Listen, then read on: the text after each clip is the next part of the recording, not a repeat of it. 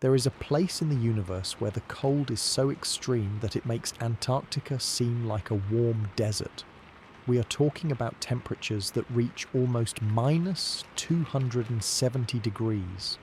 A cold so intense that even the movement of particles practically stops.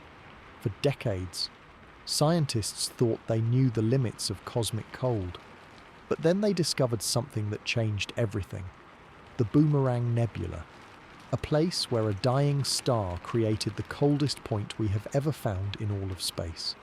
The strangest thing is that this extreme cold should not exist naturally, since the universe itself has a background temperature that warms everything around it. How can a place be colder than empty space itself? Get ready to fall asleep while listening to this video and travel to this impossible destination. Subscribe to the channel. Leave your like and comment where in the world you are watching from. Get comfortable and relax. Let us begin. Imagine finding a place in the universe that defies our most basic understanding of cold. Picture a spot so frigid. It's even colder than the empty, dark space between galaxies. That place exists, and its story begins not with a sophisticated space probe, but with astronomers looking at what seemed like a fairly ordinary cosmic object. The Boomerang Nebula, a ghostly structure in the constellation of Centaurus, was initially catalogued as a planetary nebula, the final shroud of a dying sun-like star. But in the late 1980s, radio telescope observations picked up something strange, a signal that hinted at conditions far more extreme than anyone anticipated. This led to a focused study in 1995, where scientists, using a telescope designed to see the faintest whispers of cold in the universe, made a jaw-dropping measurement. They found the nebula's temperature to be just 1 Kelvin. That is 272.15 degrees below 0 Celsius, or 457.87 degrees below 0 Fahrenheit. This made it, and as far as we know, still makes it, the coldest natural place ever found in the entire cosmos. That discovery shattered a cosmic assumption and opened a window into the incredible physics that can occur when a star breathes its last. To understand why this measurement was so shocking, you need to know about the cosmic baseline. The universe is not a perfect, cold void. It is filled with a faint, uniform glow of radiation called the cosmic microwave background. This is the leftover heat from the Big Bang itself, and it permeates every corner of space. Its temperature is a steady 2.7 Kelvin, which is about minus 270.45 degrees Celsius. For decades, scientists considered this the universal flaw. Any object sitting in space should eventually warm up to at least this temperature, simply by being bathed in this primordial energy. The Boomerang Nebula, at 1 Kelvin, is significantly colder. It is actively beating the heat of the Big Bang. This is the central paradox. How can something be colder than the coldest ambient thing around it? The answer is that the nebula is not in thermal equilibrium. It is not a passive object sitting and soaking up energy. It is a dynamic, violently active system. The process happening inside it is so effective at cooling that it overwhelms the gentle warming from the cosmic background radiation. It's like an air conditioner running so powerfully in a warm room that it creates a pocket of freezing air. Despite the room's temperature, the Boomerang is the universe's most powerful natural refrigerator. The engine for this cosmic cooling is a dying star. At the heart of the nebula lies a star that has reached the end of its life. It has exhausted the nuclear fuel in its core and has shed its outer layers into space. What remains is a hot, dense stellar corpse called a white dwarf, which floods the ejected gas with intense ultraviolet light, making it glow. But the cooling doesn't come from this central star. In fact, the star is incredibly hot. The chill comes from the material it ejected. roughly 1,500 years ago, the star went through a phase where it expelled a hypervelocity wind. This wasn't a gentle breeze. It was a supersonic torrent of gas screaming outward at speeds of around 590,000 kilometers per hour. This wind, primarily composed of molecules like carbon monoxide, expanded into the surrounding space at a mind-boggling rate. This rapid expansion is the key to the whole phenomenon. In physics, when a gas expands quickly into a much larger volume, it does work against the pressure of its environment. To do that work, it uses its own internal energy. That internal energy is, essentially, heat. So, as the gas expands, it cools down dramatically. This is called adiabatic expansion. You experience a miniature version of this every time you use a spray can. The gas inside is under high pressure. When you press the nozzle, it expands rapidly into the air, and the can gets noticeably colder. The Boomerang Nebula is this principle writ large across light years of space. The stellar wind is expanding so fast and so massively that its temperature has plummeted to almost the lowest possible point in physics. The iconic shape of the nebula, which earned it its name from early visible light images that resembled a boomerang or a bow tie, is not just for show. It is directly linked to why the cooling is so efficient. The nebula is bipolar. Instead of being a spherical shell of gas, it has two distinct lobes extending in opposite directions. This shape suggests that the ejection of material was not symmetrical. It was channeled, likely by a disk of dense dust around the star's equator, or perhaps by the gravitational influence of a companion star. This focusing created two powerful jets or outflows. The gas in these lobes is expanding much faster than gas would in a spherical shell because it has a clear, unobstructed path into space. The fastest, most efficient expansion happens along the axis of these lobes, and that is precisely where the coldest temperatures are found. Later observations, particularly from the Hubble Space Telescope in 2005, revealed that the nebula is much larger and more complex than the simple boomerang shape. It has vast, nearly invisible lobes of extremely diffuse gas stretching over nearly 1 light year. The entire structure looks ghostly, like a cosmic haunting. This morphology is a blueprint for the cooling engine. The shape dictates the dynamics that create the cold. Now, let's talk about what 1 Kelvin actually means for the matter out there. Temperature is a measure of the motion of particles. At room temperature, atoms and molecules zip around at hundreds of meters per second. At 1 Kelvin, that motion almost, but not quite, stops. The average thermal speed of a carbon monoxide molecule in the Boomerang Nebula is just a few meters per second. The particles are moving at a walking pace. At these temperatures, the bizarre rules of quantum mechanics begin to surface from under the veil of classical physics. The random jostling of thermal energy is so low that other quantum behaviors could, in theory, become apparent. However, there's a catch. For phenomena like Bose-Einstein condensation, where particles merge into a single quantum state, you need both extreme cold and a relatively high density. The Boomerang's gas is incredibly diffuse. It is thousands of times less dense than the best vacuum we can create in laboratories on Earth. So, while the temperature is low enough, the particles are so far apart that these exotic quantum states don't form.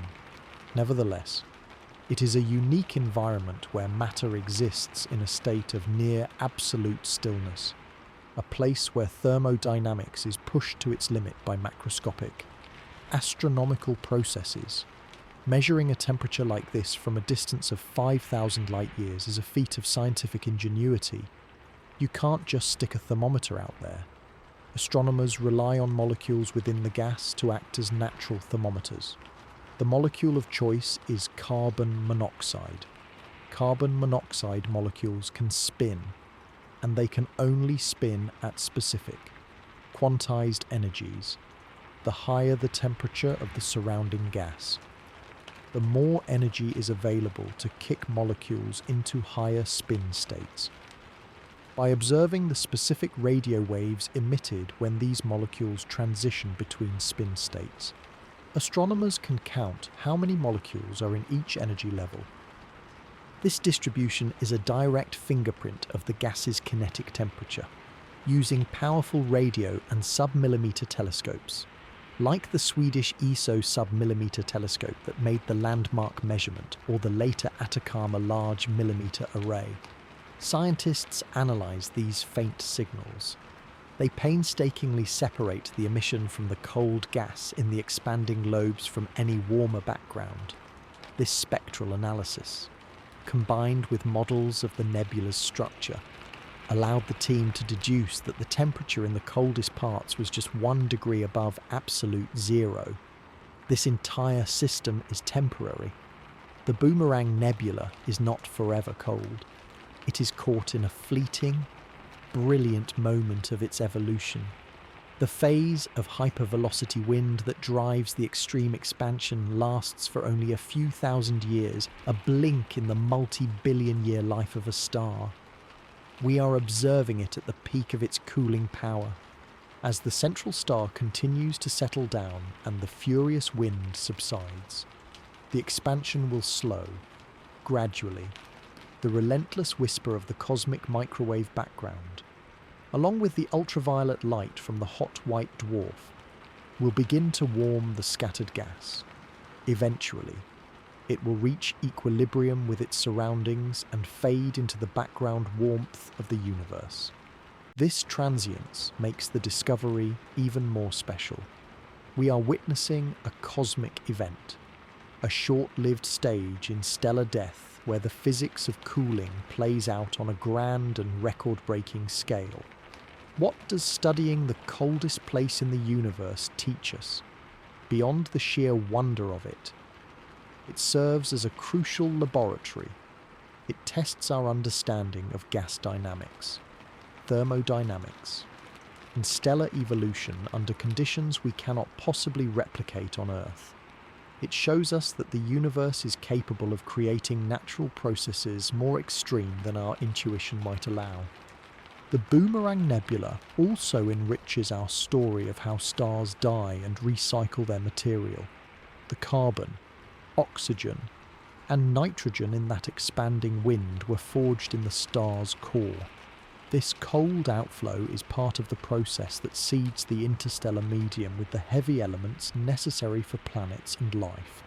Furthermore, by studying its extreme cooling, we gain insights into similar processes that might have occurred in the infant universe, when everything was expanding and cooling from a hot, dense state.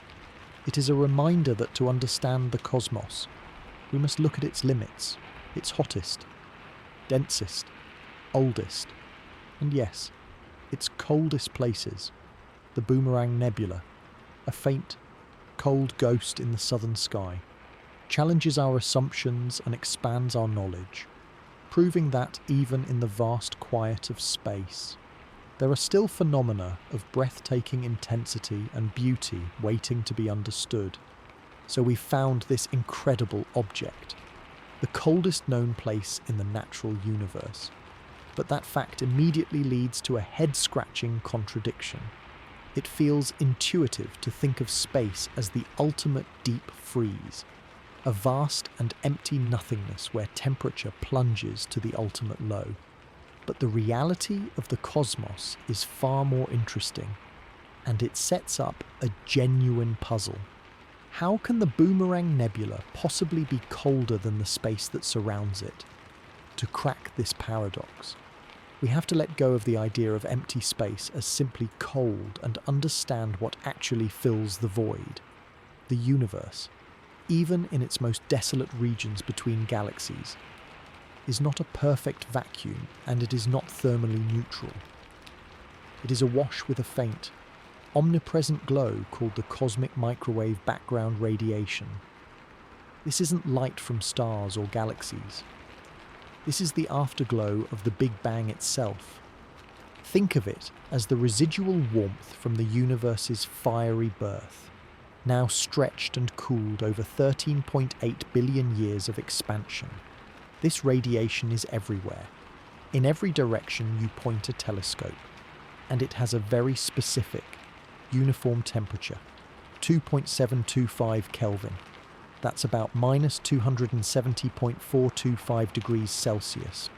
This background glow sets a fundamental minimum temperature for the universe. Any object, any bit of dust, any atom of gas just hanging out in interstellar space is constantly being gently warmed by this sea of microwaves. It's a cosmic minimum wage for heat energy. So, the Boomerang Nebula, sitting out there in the constellation Centaurus, is absolutely bathed in this 2.7 Kelvin radiation. By all standard logic, it should have equilibrated to at least that temperature. The shock of the measurements in the 1990s was the revelation that it hadn't. Its gas was measured at a crisp 1 Kelvin. It is actively, persistently colder than the very environment it exists within. This is the core of the paradox. It's like discovering a block of ice sitting in a warm room that is not melting, but is in fact getting colder, defying the basic principle that heat flows from warmer areas to cooler ones until everything balances out. The resolution lies in understanding that the boomerang is not a passive object. It is not a rock sitting in a stream, simply coming to the temperature of the water flowing around it. Instead, it is more like an active, powerful refrigerator placed in that same warm room. The fridge isn't in equilibrium with the room. It's working against the room's temperature, using energy to pump heat from its insulated interior out into the surrounding air. The Boomerang Nebula is doing physics on a cosmic scale. The key is that the nebula is a dynamic system in a frantic, short-lived state of violent expansion. The star at its core ejected a hypervelocity wind of gas, and that gas is flying outward at speeds approaching 600,000 kilometers per hour. As this enormous cloud of gas, primarily molecules like carbon monoxide, expands at a breathtaking rate into the near vacuum, it undergoes a process called adiabatic expansion. This is a fundamental thermodynamic principle. When a gas expands rapidly without gaining heat from the outside, adiabatically, it does work on its surroundings. The molecules use their own internal kinetic energy, which is their heat, to push outward. As they do this work, they lose that energy and their motion slows down dramatically. Their temperature plummets. This is why a can of compressed air gets cold when you spray it. The gas inside, under high pressure, expands rapidly when released, and the can chills. The boomerang is that phenomenon, but with the volume knob turned to 11. Its expansion is so rapid, so efficient, that the cooling effect is staggering. It is actively refrigerating itself. Now, layer this active cooling on top of the constant, gentle warming from the cosmic microwave background. What you have is a race, a thermal tug-of-war. On one side, you have the pervasive 2.7 Kelvin background radiation, constantly delivering a tiny amount of energy to every particle in the nebula, trying to nudge its temperature upward. On the other side, you have the ferocious adiabatic expansion, sucking thermal energy out of the gas and converting it into the kinetic energy of outward motion. In the Boomerang Nebula, the expansion is winning, and by a significant margin. The cooling process is so potent that it overpowers the universal heating. This is why the nebula can sit at 1 Kelvin in a universe with a 2.7 Kelvin floor. It's not breaking the laws of thermodynamics. It's showcasing them in an extreme and temporary condition. The system is far from thermal equilibrium. If you could shut off the expansion, The background radiation would slowly but surely warm the gas back up to the cosmic baseline over time. But for now, the expansion is on, and the refrigerator is running at maximum power. This leads to another crucial point about the cosmic microwave background itself. We call it a temperature floor. But that term can be a bit misleading if we think of it as an absolute, unbreakable barrier. It is more accurately a baseline equilibrium temperature. It's the temperature any object will eventually reach if it has been sitting around long enough with no other internal heat sources or active cooling processes, simply exchanging energy with this microwave bath. Most things in the universe, from asteroids to diffuse gas clouds, are either producing their own heat, like stars, or are close enough to equilibrium that they hover around that range. The boomerang is a spectacular outlier because it possesses an exceptionally powerful and efficient cooling mechanism that temporarily allows it to dip below that baseline. It's an example of a local condition overriding the global environment. There are actually human-made examples of this here on Earth. In laboratories, physicists routinely cool atoms to temperatures within a billionth of a degree above absolute zero, far colder than the cosmic microwave background. They do this by using elaborate techniques like laser cooling and magnetic traps, actively removing energy from the atoms. The laboratory apparatus is the active system, fighting against the room temperature environment to create an ultra-cold sample. The boomerang is the natural, astronomical version of that experiment, using stellar winds and expansion instead of lasers and magnetic fields. Understanding this paradox completely changes how we view the interstellar medium. Space isn't just a static backdrop. It's a dynamic arena where energetic processes are constantly creating local extremes, regions of intense heat, ferocious magnetic fields, and, as we see here, profound cold.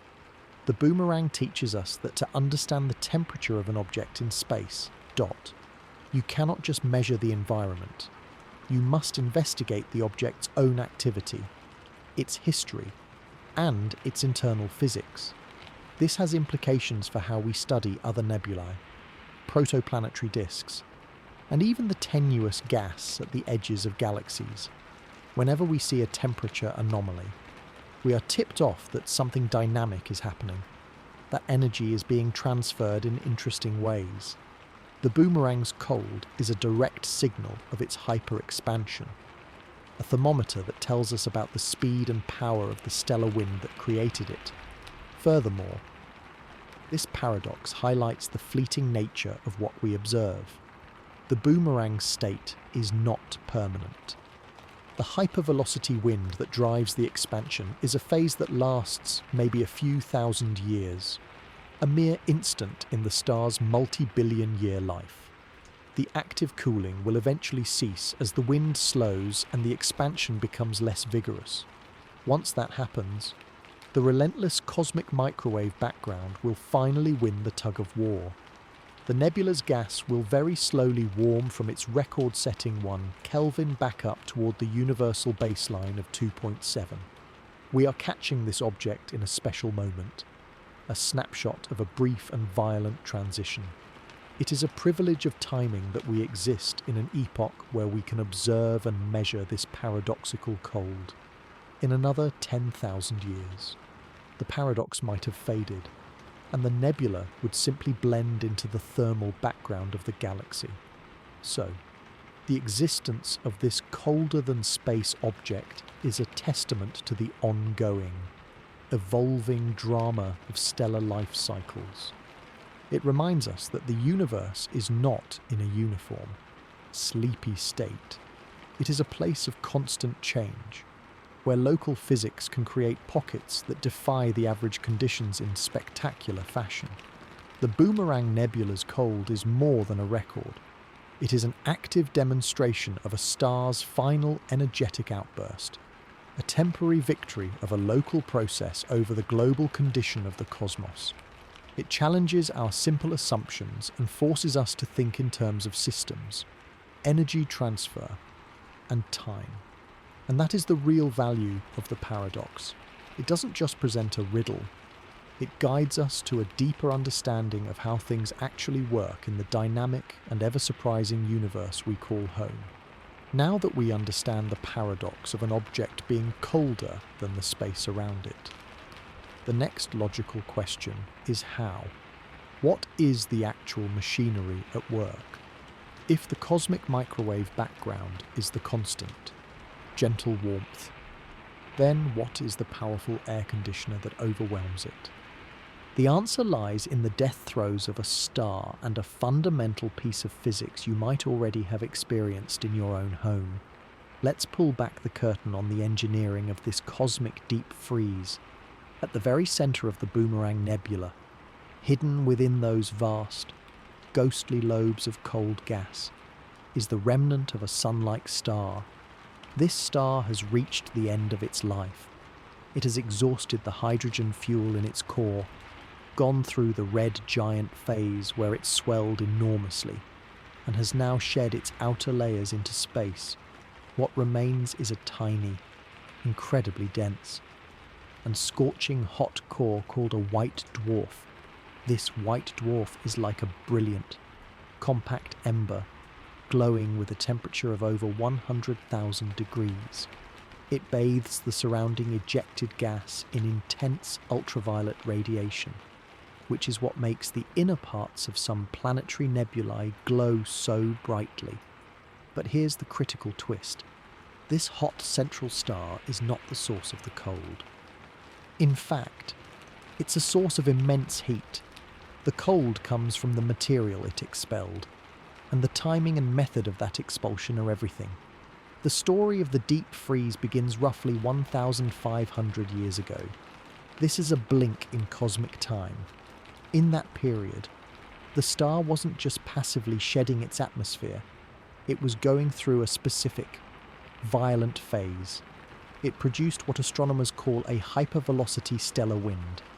Imagine not a breeze, but a sustained, supersonic hurricane of gas blowing outward from the star's surface.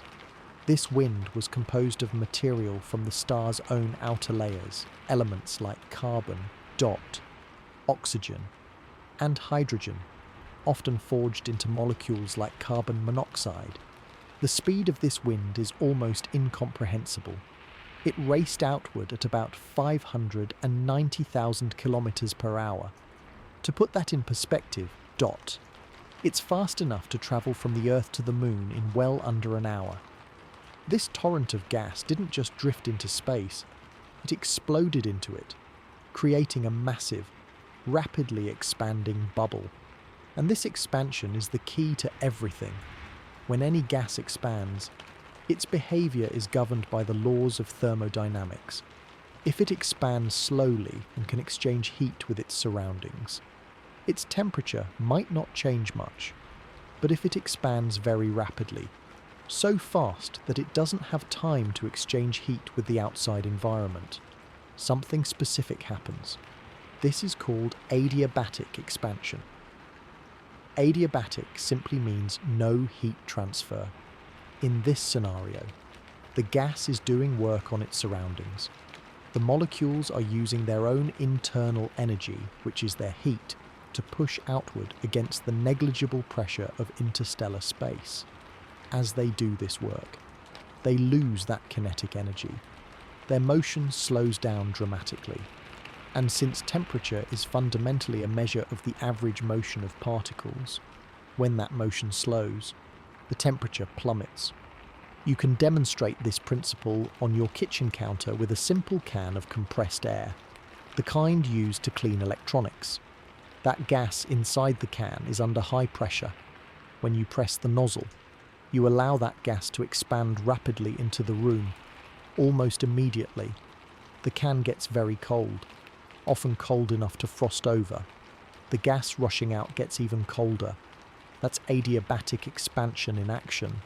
The Boomerang Nebula is that can of air, but on a scale so vast it defies imagination. The entire nebula is the expanding gas, and the work it's doing is the monumental task of shoving aside the thin medium of interstellar space. The efficiency of this cooling is staggering because the expansion is so fast and the starting density of the wind was relatively high. The wind from the dying star provided a huge amount of mass moving at unbelievable speed, creating the perfect conditions for catastrophic cooling. It's a natural refrigerator, but one without any coils or compressors. Its compressor was the star's own energetic death, and its refrigerant is the star's own shredded atmosphere. But why is this process so effective here, compared to other stellar remnants? It comes down to specific conditions that aligned perfectly. First, the mass loss rate from the star during this hypervelocity wind phase was exceptionally high. The star was dumping its outer layers at a furious pace, providing a dense medium for the expansion to act upon. Second, the speed was extreme. Faster expansion means more work done per second, which means a faster and more dramatic drop in temperature. Third, and this is crucial, the gas was able to expand into a region of very low pressure. Interstellar space isn't a perfect vacuum, but it's close. There's very little out there to push back against the expanding gas, which means the gas can expand even more freely and do its cooling work more efficiently. Finally, the composition of the gas matters. The presence of molecules like carbon monoxide is vital. Atoms are good at cooling through radiation, but molecules are even more efficient. They can not only move, but also rotate and vibrate, and they can radiate away energy through specific wavelengths of light, particularly in the millimeter and submillimeter range. This radiative cooling works in concert with the adiabatic expansion, helping to siphon off extra energy and drop the temperature even further. So it's a combination of factors.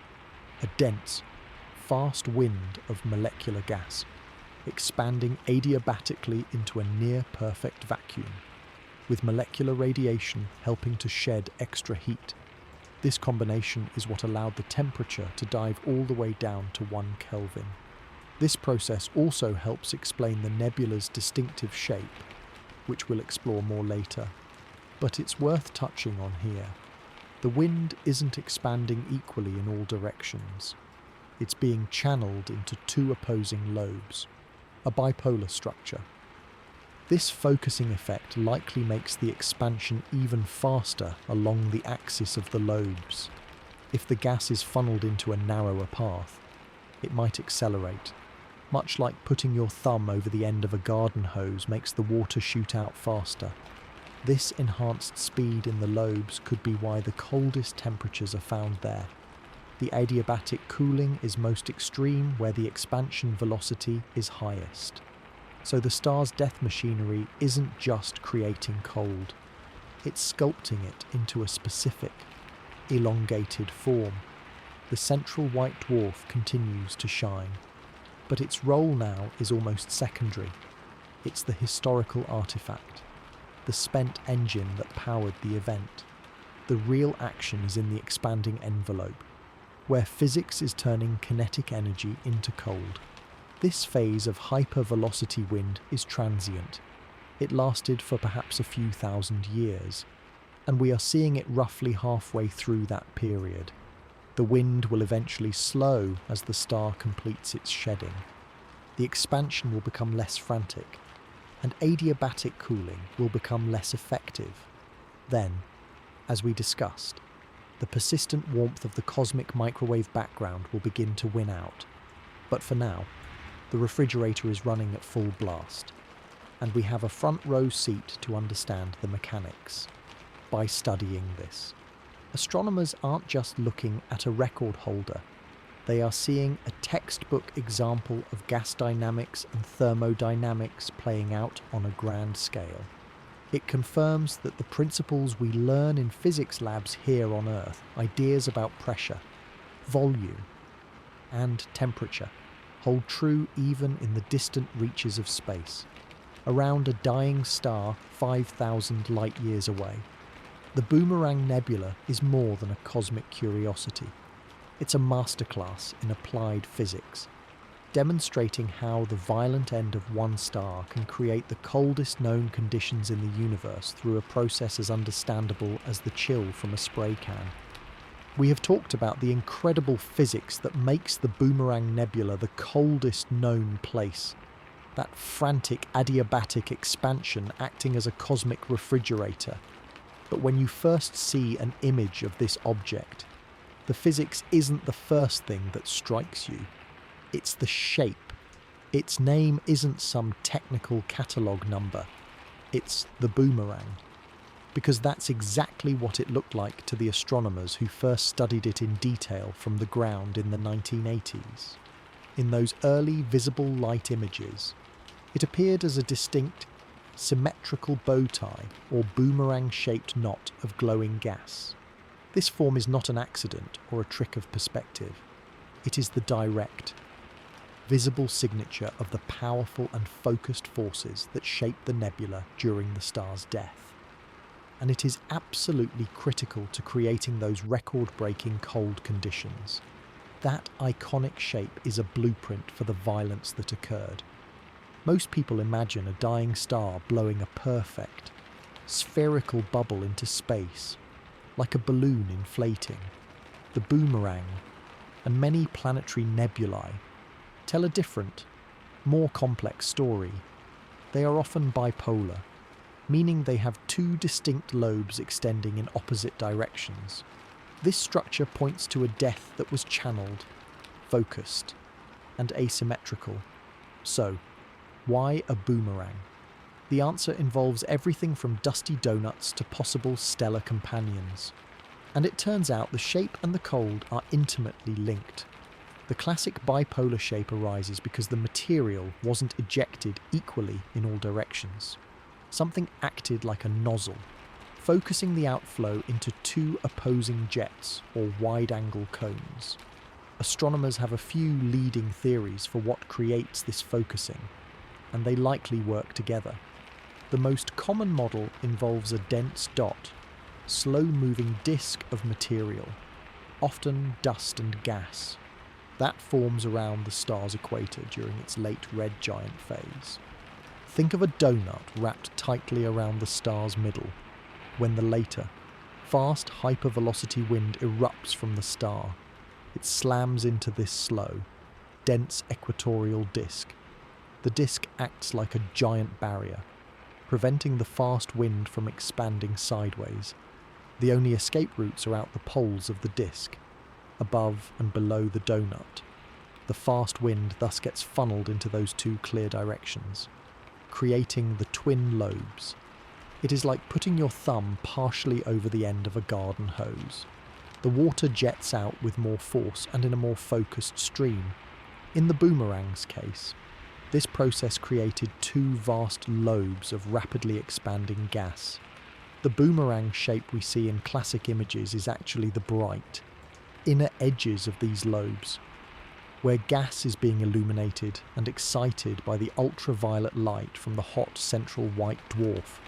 The darker, central waste is that dense equatorial region, blocking our view and constricting the flow.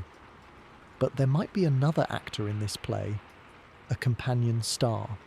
Many stars are born in binary systems. If the dying star had a smaller partner orbiting it, the gravity of that companion could have played a huge role in sculpting the outflow. As the dying star swelled into a red giant, the companion star could have actually orbited inside its outer atmosphere, dragging material around and helping to form that central disk. The interaction between the two stars could also directly funnel ejected material into polar jets, whether through a disk, a companion, or a combination of both. The result was a focused, bipolar outflow. This focusing is crucial for the nebula's extreme temperature because it affects the speed of the expansion. When gas is forced to expand through a narrower opening, it can accelerate. The physics is similar to the nozzle on a rocket engine. So, the gas racing out along the polar lobes isn't just expanding, It's likely expanding faster than it would have in a spherical explosion. And as we know, faster adiabatic expansion means more dramatic cooling. The shape isn't just for show, it is an essential component of the refrigeration system. The coldest temperatures in the nebula are probably found along the central axes of those lobes, where the expansion is most unimpeded and efficient. Our understanding of the true shape of the boomerang took a giant leap forward with the Hubble Space Telescope. The early ground-based images showed the bright inner boomerang, perhaps only a few tenths of a light year across. But when Hubble turned its sharp eye toward it in 2005, it revealed something much more extensive and ghostly. Hubble's images, taken with its advanced camera for surveys, showed that the twin lobes are actually part of a much larger, nearly invisible structure of gas stretching over about 1 light year. That's a huge volume of space.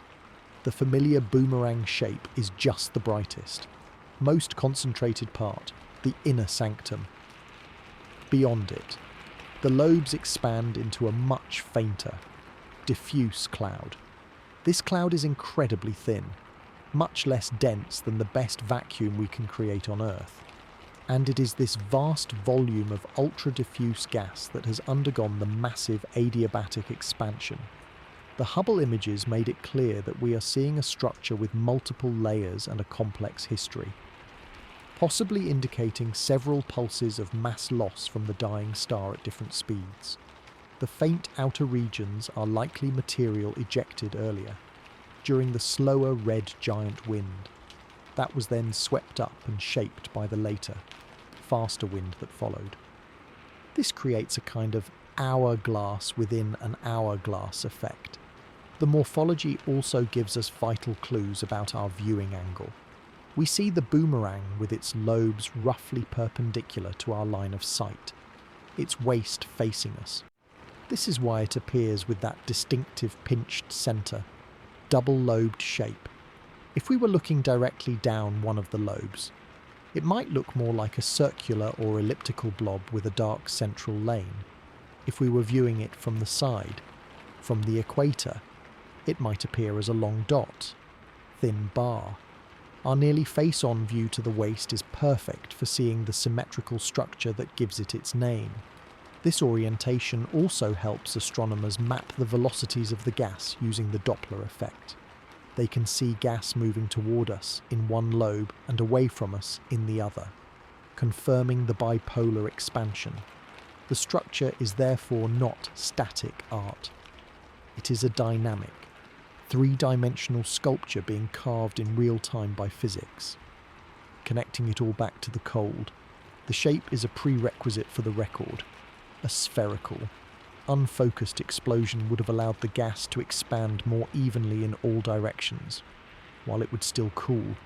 The expansion speed in any given direction might not have reached the extreme values needed to beat the cosmic microwave background so decisively. By focusing the energy of the dying star's wind into two opposing directions, the shaping mechanism created localized conditions of maximum expansion speed and therefore maximum cooling efficiency. The bipolar structure created the nozzle that turned a general outburst into a targeted, super cold jet. Furthermore, the vast size of the faint outer lobes revealed by Hubble indicates the expansion has been going on for a long time and into a very low-density environment, allowing the adiabatic cooling to continue operating over a huge volume. So, when you see that iconic boomerang shape, you are not just looking at a pretty picture. You are looking at the visible evidence of focused stellar death, a geometry that turned a star's final breath into the most effective natural deep freeze chamber we have ever discovered. It is a perfect example of how form and function are intertwined in the cosmos. The shape tells the story of the forces that made it, and those same forces are directly responsible for creating the profound cold that makes this nebula so extraordinary. As the nebula continues to expand and evolve, this shape will change. becoming more diffuse and eventually blending into the interstellar medium. But for now, it stands as a stark, beautiful, and icy cold monument to a star's dramatic and asymmetrical end. So we have this vast, beautifully sculpted nebula, shaped like a cosmic boomerang. And within its lobes, the temperature has plummeted to just 1 degree above absolute zero. It's a record, a curiosity, but it also begs a deeper question. What does that actually mean for the stuff out there? What happens to matter when it gets that cold? We're talking about a realm where the normal rules of our warm, bustling world start to fade, and the stranger, more fundamental rules of quantum mechanics begin to whisper. This is the physics of almost nothing, the behaviour of the universe when it is barely awake. To start, let's remember what temperature really is. It's not a thing in itself. It's a measurement of the average kinetic energy of particles, a gauge of how fast atoms and molecules are jiggling and moving. At room temperature, air molecules are zipping around at speeds of hundreds of meters per second, constantly colliding with each other and everything else. In the Boomerang Nebula, that frantic dance has slowed to a crawl. At 1 Kelvin, the average speed of a carbon monoxide molecule is just a few meters per second, a walking pace. The particles are so sluggish that they barely interact. The concept of heat as we experience it has almost vanished. This near cessation of thermal motion opens the door for other, more subtle forces and phenomena to take centre stage. In our everyday world, the random, dotty, buffeting energy of heat masks the delicate signatures of quantum behaviour. But as you cool matter down, that mask is lifted. Quantum mechanics, the set of rules governing the very small, becomes increasingly important even for larger collections of particles. One of the first things to consider is the limit itself. Absolute zero, dot, 0 Kelvin. It's the theoretical point where all classical motion would stop. But quantum mechanics tells us that this is impossible to actually reach. The Heisenberg uncertainty principle states that you cannot simultaneously know both the exact position and the exact momentum of a particle. If a particle were ever brought to a complete, absolute stop, zero momentum, its position would be infinitely uncertain. It would be everywhere at once. Therefore, even at the lowest possible temperatures, particles retain a tiny bit of motion, a residual energy called zero-point energy. The matter in the Boomerang Nebula isn't at absolute zero, it's 1 degree above it. But that's still so cold that this zero-point energy becomes a significant part of the particle's total energy budget. The particles are in their lowest possible energy states, but they are still faintly quivering due to the fundamental quantum noise of the universe. The composition of the gas is critical here. The nebula isn't filled with just random atoms. It's rich in molecules, particularly carbon monoxide. Molecules are more complex than atoms. They can not only move through space, translational motion, but they can also rotate, and their atoms can vibrate against each other. These rotations and vibrations are quantized, meaning they can only happen at very specific energy levels. When the gas is warm, molecules are excited into many different rotational and vibrational states. But as the gas cools, molecules drop down to the lowest rotational states. The Boomerang is so cold that the vast majority of its carbon monoxide molecules are in the very lowest rotational ground state. This is actually how astronomers measured the temperature in the first place, by using radio telescopes to observe the specific wavelengths of light emitted when these molecules transition between one rotational state and another. They could count how many molecules were in each energy level. The distribution of this population is a direct thermometer. In a warm gas, many higher energy levels are populated. In the Boomerang, the curve of that distribution pointed unequivocally to a temperature of about 1 Kelvin. So the cold isn't just an abstract number. It's written into the quantum states of the molecules themselves. At these temperatures, the very concept of a gas feels different. The mean free path, the average distance a particle travels before colliding with another, becomes astronomically long because the density is so incredibly low. The gas in the outer lobes of the boomerang is thousands of times less dense than the best vacuums we create in laboratories on Earth. A particle might travel for millions of kilometers before ever encountering another. This means that while the temperature defines the speed of the particles, their interactions are almost non-existent. They are less like a gas in the traditional sense and more like a sparse, ghostly ensemble of independent particles, each moving slowly on its own lonely trajectory through the immense volume of the lobes. This extreme dilution has a major consequence. It prevents certain exotic quantum phenomena from occurring, even though the temperature is low enough. You may have heard of Bose-Einstein condensates, a state of matter achieved in labs where a cloud of atoms is cooled to nanokelvin temperatures, fractions of a billionth of a degree above zero. At those temperatures, and with a sufficiently high density, the quantum wave functions of the individual atoms overlap, and they all collapse into the same quantum ground state, essentially behaving as a single superatom. It's a spectacular demonstration of quantum mechanics on a macroscopic scale. The Boomerang Nebula is colder than the environments where the first Bose-Einstein condensates were created. So why don't we see a giant, light-year-sized condensate of carbon monoxide? The answer is density.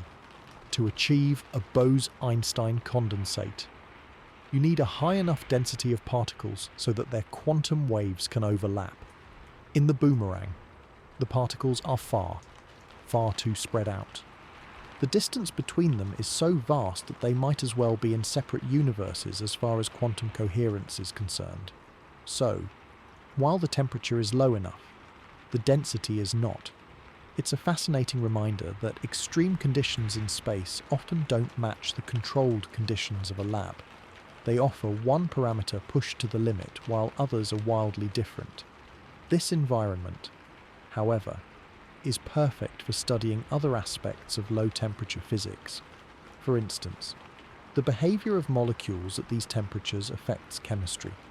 The rate of chemical reactions is dramatically slowed because particles are moving so slowly and colliding so infrequently and with so little energy. If any complex chemistry is happening in the boomerang, it's happening at a glacial pace. Furthermore, the cooling process itself involves the molecules radiating away energy, the carbon monoxide molecules, by transitioning between those rotational states, emit radio waves that carry away the last bits of energy, acting as a radiative coolant that works alongside the adiabatic expansion. This is a self-reinforcing cycle. The expansion cools the gas. The molecules drop to lower energy states. They radiate, which removes more energy, allowing for further cooling. It's an incredibly efficient natural process. Studying this helps us understand the limits of classical thermodynamics. Thermodynamics assumes large numbers of particles and frequent collisions to establish equilibrium. In the boomerang, the collisions are so rare that the gas might not be in perfect local thermodynamic equilibrium in the classic sense. It's a system where the traditional assumptions are stretched, providing a testing ground for our models. How does energy transfer work in a gas where particles almost never meet? How long does it take for radiation to establish equilibrium with the matter? These are questions that the nebula's environment poses. There's also the intriguing possibility of seeing effects from the cosmic microwave background itself. At 1 Kelvin, the nebula's gas is colder than the 2.7 Kelvin background radiation. This means the background radiation is actually warmer than the gas. Normally, we think of an object absorbing radiation from its surroundings and warming up. But here, the gas is so cold that the cosmic microwave background photons could, in a very subtle way, be heating it. It's an odd reversal, where the universal baseline is the hotter component. This heating effect is minuscule, but it's there, and it's part of the delicate energy balance that determines the nebula's exact temperature. The fact that the gas remains at 1 Kelvin means the adiabatic and radiative cooling are perfectly balancing this faint heating from the entire universe. Ultimately, the Boomerang Nebula gives us a glimpse into a realm that is otherwise inaccessible. We can't create a 1 Kelvin, light-year-wide vacuum chamber in a lab, but nature has done it for us. By observing it, we learn how matter behaves when stripped of the veil of heat. We see the quantized steps of molecular rotation laid bare. We understand the practical limits of phenomena like condensation.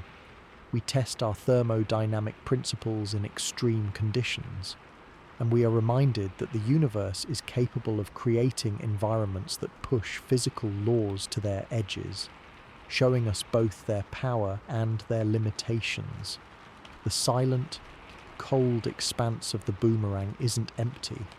It's a profound laboratory, teaching us about the fundamental nature of reality from the slow, quiet dance of molecules barely moving in the dark, the profound and silent cold we've been discussing, that strange quantum-slowed state of matter, presents an immediate and practical challenge. How do you see it? If the Boomerang Nebula is so cold that its particles are barely moving, it is also incredibly faint, almost invisible to the traditional eyes of astronomy. This is a fundamental point. The beautiful, glowing images of nebulae we are used to, those vibrant clouds of pinks and blues, come from hot gas. That gas is excited by intense ultraviolet radiation from nearby or central stars, causing it to fluoresce in specific colours of visible light. The Boomerang has some of that in its inner regions, which is what gave us that iconic boomerang shape from optical telescopes. But the vast majority of its volume, the sprawling lobes where the temperature plunges to 1 Kelvin, does not glow in visible light at all. It is dark, cold, and quiet. To discover its secrets and, crucially, to measure its temperature, astronomers had to listen to it rather than look at it. They had to turn to a different part of the electromagnetic spectrum entirely, the realm of radio and submillimeter waves. This is the story of how we learned to see the cold, and why the Boomerang would have remained a mysterious, misshapen blur without this technological shift. The key lies in the behaviour of molecules, specifically the carbon monoxide suffusing the nebula. As we mentioned, these molecules can rotate, and they can only rotate at certain quantized energies. When a molecule drops from a higher rotational energy state to a lower one, it releases the difference in energy as a photon of light. But because the energy difference between these rotational states is very small, the photon emitted has very low energy. Low energy photons have long wavelengths. For the cold, slowly rotating molecules in the Boomerang, these wavelengths are measured in millimeters and submillimeters, far longer than the tiny wavelengths of visible light. This is radio wave territory. So, while the nebula is essentially dark to an optical telescope like Hubble, it is actually broadcasting a faint, specific radio signal. It's a signal that screams its temperature, every molecule acting as a microscopic transmitter, its broadcast frequency dictated by its quantum structure and its rotational speed, which is itself dictated by the temperature of the surrounding gas. To hear this broadcast, you need a radio telescope. The initial groundbreaking measurements in the 1990s, which pinned the temperature at 1 Kelvin, were made using the Swedish ESO submillimeter telescope, a 15-meter dish located in the high, dry desert of Chile. This environment is critical because water vapor in Earth's atmosphere absorbs sub-millimeter waves. So you need to place your telescope at high altitude in an arid place to get a clear signal. That telescope, by collecting these faint whispers from carbon monoxide molecules, allowed astronomers to perform the spectral analysis that revealed the shocking cold.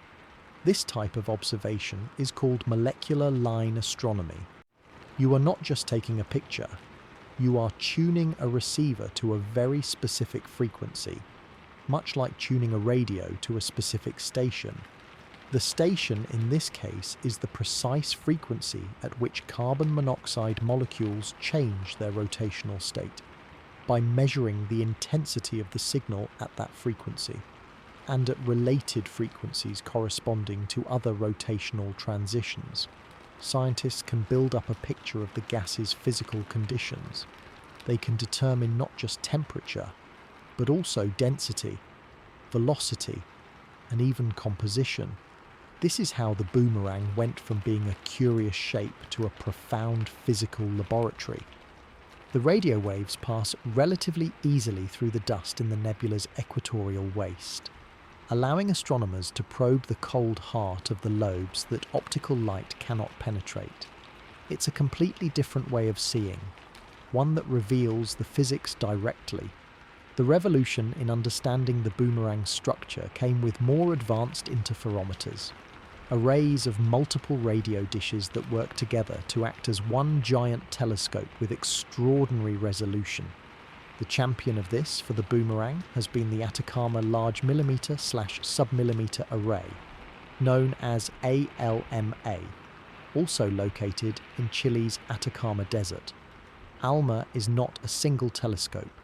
It is a network of up to 66 high-precision antennas that can be moved across the desert plateau.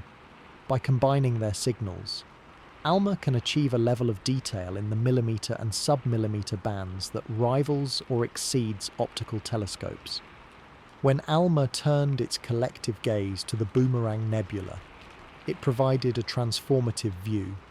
It didn't just detect the cold gas, it mapped it in stunning detail. ALMA's images show the distribution of the cold carbon monoxide gas in a way that directly overlays with, but also extends far beyond, the optical silhouette. The data revealed the velocity structure of the lobes in exquisite detail, showing how the gas is moving outward, allowing scientists to precisely model the expansion and confirm the adiabatic cooling mechanism. It could see the intricate dynamics at play, the differences in velocity between different layers of the outflow, painting a picture of a history of mass loss from the dying star. These observations did something else very important. They helped rule out alternative explanations for the cold. One early hypothesis suggested the temperature measurement might be an illusion caused by the gas being very diffuse, not truly cold. ALMA's high-resolution data allowed for more sophisticated modelling that confirmed the temperature was indeed kinetic, a real measure of the slow motion of the molecules. It also helped pinpoint where the coldest gas resides, correlating it with the fastest outflow speeds in the lobes, directly linking the shape and dynamics to the temperature record. Without this radio and sub-millimeter eye, we would have no idea about any of this. The nebula would be a beautiful but misunderstood optical object. We would not know it holds the cosmic cold record. We would not understand the refrigerator mechanism. Its true nature would be completely hidden. This underscores a broader truth in modern astronomy. To understand the universe, you must look at it in all its colours, far beyond the narrow slice of visible light, the cold and dusty components of the cosmos, which are often the birthplaces of new stars and planets, or the final resting places of old ones, are shrouded in darkness to our eyes. But they are brilliantly illuminated in the radio and sub-millimeter spectrum, star-forming clouds, the dusty disks around young stars, the cold outer reaches of galaxies, All of these are primary targets for telescopes like ALMA. The Boomerang Nebula is a perfect case study in this approach. Its discovery as the coldest place wasn't a sudden, accidental find. It was the direct result of astronomers applying these powerful new tools to a puzzling object. It was a deliberate act of listening to the quietest sounds the cosmos produces. So, when you see an optical image of the boomerang, remember it is just the tip of the iceberg, the bright central knot of a much larger and far colder entity. The real body of the iceberg, dark and cold and vast, is revealed only through the sophisticated ears of radio astronomy.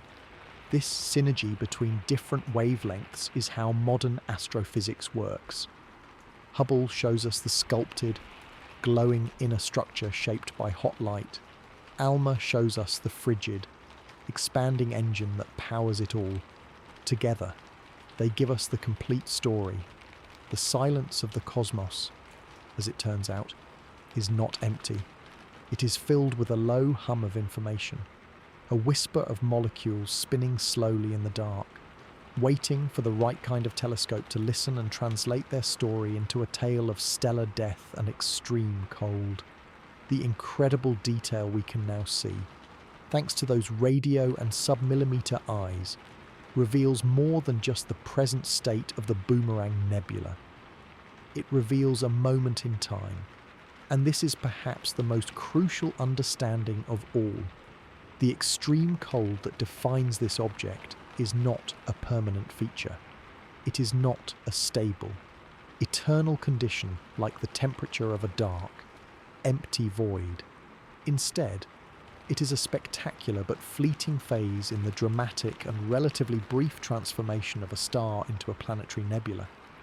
We are catching this cosmic refrigerator in the middle of its cycle, and that timing is everything. To appreciate why, we need to look at the life cycle of a star like the one at the Boomerang's heart. This star, probably a little like our Sun, spent billions of years burning hydrogen in its core. When that fuel ran out, it swelled into a red giant, becoming huge and unstable. During this long phase, it gently pushed its outer layers away in a slow, dense wind. Then, things accelerated. The exposed core, hot and dense, began to drive a much faster wind, the hypervelocity wind we've discussed. This marks the transition from a red giant to what is called a pre-planetary nebula. The word pre is key here. This is the short-lived, dynamic, and often chaotic phase where the star's shed atmosphere is being violently shaped and propelled outward. But the central star hasn't yet become hot enough to fully ionize and brightly illuminate all that gas. The Boomerang is in this pre-planetary nebula stage. The hypervelocity wind, the engine of the cold, is a phenomenon of this specific window. And this window is astonishingly brief. How brief? Astronomers estimate the hypervelocity wind phase that created the Boomerang's structure and cold temperatures began roughly 1,500 years ago, in cosmic terms. That is yesterday. For context, the Roman Empire was still around when this stellar event began. This phase might only last a total of a few thousand years, perhaps 5,000, perhaps 10,000. Compare that to the star's main sequence lifetime of 10 billion years, and it's less than the blink of an eye. It is a fleeting cosmic event during this short period. The adiabatic expansion is at its most potent. The wind is fresh, fast, and dense, and the expansion into the surrounding space is most rapid. This is when the cooling mechanism overwhelms the cosmic microwave background most effectively, creating that record low temperature. But it cannot last. Several factors guarantee this cold snap is temporary. First, the fuel for the wind is finite. The star can only eject so much mass at such high speeds. The intense wind will eventually slow and then stop as the star completes its shedding and settles down to become a stable white dwarf. Once that happens, the driving force behind the rapid expansion ceases. The gas will continue to coast outward, but the expansion will no longer be actively powered. It will slow down over time. As the expansion velocity decreases, the adiabatic cooling effect becomes less powerful. The furious work of pushing into space diminishes, and so does the extraction of thermal energy from the gas. Second, the constant environmental factors we've discussed begin to win the long-term battle. The cosmic microwave background, that steady 2.7 Kelvin warmth permeating all of space, is always there. Once the active, powerful cooling subsides, this background radiation will start to do its work. It will very, very slowly transfer energy into the nebula's gas. Imagine turning off a powerful air conditioner in a sealed room. Eventually, the room's ambient temperature will take over. Furthermore, the central white dwarf itself, while small, is intensely hot. It emits strong ultraviolet and X-ray radiation. Right now, that radiation might be interacting with the inner, denser parts of the nebula. But as the nebula expands and thins further, and as the white dwarf cools over millions of years, this heating influence will change. However, the sheer size of the nebula means this warming process is not quick. It will take tens of thousands of years, maybe even hundreds of thousands, for the entire vast volume of cold gas to thermalize back up to the cosmic background temperature. But the direction is inevitable, upward. The 1 Kelvin record is a transient minimum, a valley in the temperature history of this ejected material. This leads to a profound thought about our observation. We are not seeing a static monument. We are seeing a snapshot of a dynamic process. It is like taking a single dot, high-speed photograph of a soap bubble just as it detaches from the wand. The bubble exists before that moment and will exist after, but that precise instant captures a perfect, fragile, and temporary shape. For the boomerang dot, our current epoch, the last few decades of astronomical observation, has captured it during its peak cooling efficiency. In another few thousand years, the conditions that create the extreme cold will have passed. The nebula will still exist, and it will likely become a fully fledged planetary nebula, glowing beautifully as the white dwarf's ultraviolet light ionizes more of the gas. But it will be warmer. Its signature achievement, its cosmic record, will have faded. This transient nature adds immense value to the discovery. It means we are studying a specific and rare moment in stellar evolution. Many stars go through this, but catching one in this precise, hyper-cooled state requires luck and the right tools. It allows us to test our theories about mass loss, wind dynamics, and cooling processes during a critical, short-lived transition. It gives us a benchmark. By studying the boomerang now, we can create models that predict how other pre-planetary nebulae should behave, and we can look for similar signatures of extreme cooling in other objects. This also connects to the larger narrative of stellar recycling. The material in the boomerang's lobes, now so cold and still, is enriched with carbon, oxygen, and other elements forged in the star's core. This phase is part of the mechanism that disperses these crucial building blocks into the interstellar medium. The brief, violent wind ensures that this material is propelled far from the star, mixing with the surrounding gas and dust. Later, this enriched material may collapse into new stars, new planets, and perhaps even new life. The cold phase is just one step in that grand cycle. So, while the temperature record is a stunning headline, the deeper story is about process and time. the Boomerang Nebula teaches us about the timelines of stellar death. It shows us that some of the most extreme and interesting physical conditions in the universe are not found in stable, ancient objects, but in the brief, violent transitions between states. We are fortunate to live in a time when our technology allows us to identify and study such a fleeting phenomenon. It reminds us that the cosmos is not a static museum exhibit, but a living, changing, and evolving system. Our understanding of it is also a snapshot, a moment in the long development of science.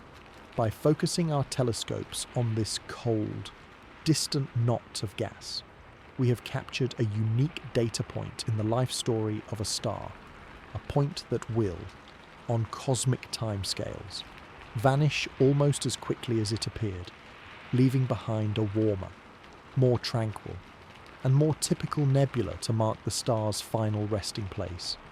The fleeting nature of the Boomerang's cold record naturally leads us to wonder, is it truly one of a kind? Or is it the champion of a broader category of cosmic chillers? While it holds the confirmed title, the universe is a vast and varied place, and the physics that creates such extreme cold is not necessarily unique to this one object. The search for other exceptionally cold places is an ongoing pursuit in astronomy, and it teaches us about the range of conditions that can exist. The Boomerang serves as a prototype, a model that helps astronomers know what to look for in other systems. So, where else might we find pockets of profound cold? And what can they tell us?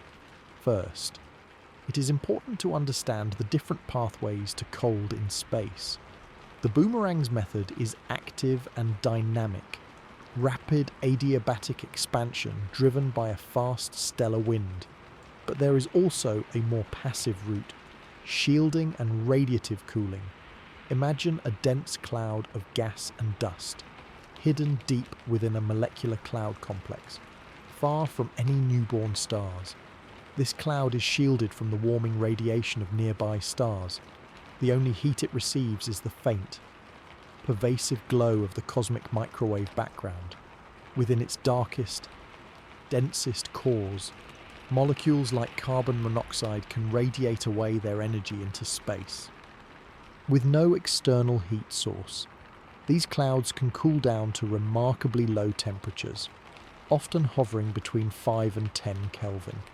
That is still significantly warmer than the Boomerang, but it is far colder than typical interstellar space and represents a different, more quiescent kind of cold.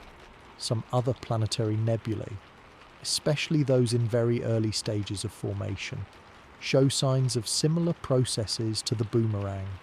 The Southern Crab Nebula, for instance, is another bipolar pre-planetary nebula with fast outflows.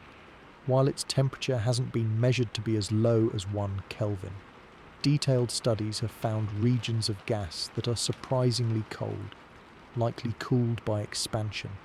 It is possible that with more sensitive observations, we might find other nebulae that rival or even surpass the Boomerang, if their winds are even faster or their expansion even more efficient. The key is catching them at the right moment in that short-lived hypervelocity phase.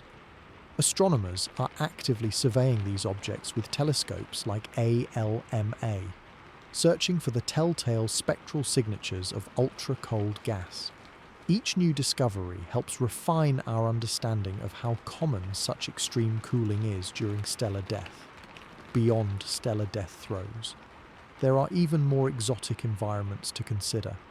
The tails of comets, as they swing close to the sun, undergo a kind of rapid expansion as ice sublimates and gas streams away into the vacuum. This can cause adiabatic cooling, though the proximity to the sun and other effects usually keep the temperatures higher than the depths we are discussing. More intriguing are the cold traps in our own solar system, permanently shadowed craters at the lunar poles, for example, never receive direct sunlight. In these abyssal darknesses, temperatures can plummet to around 30 Kelvin, or minus 240 degrees Celsius. That is astonishingly cold for our neighbourhood.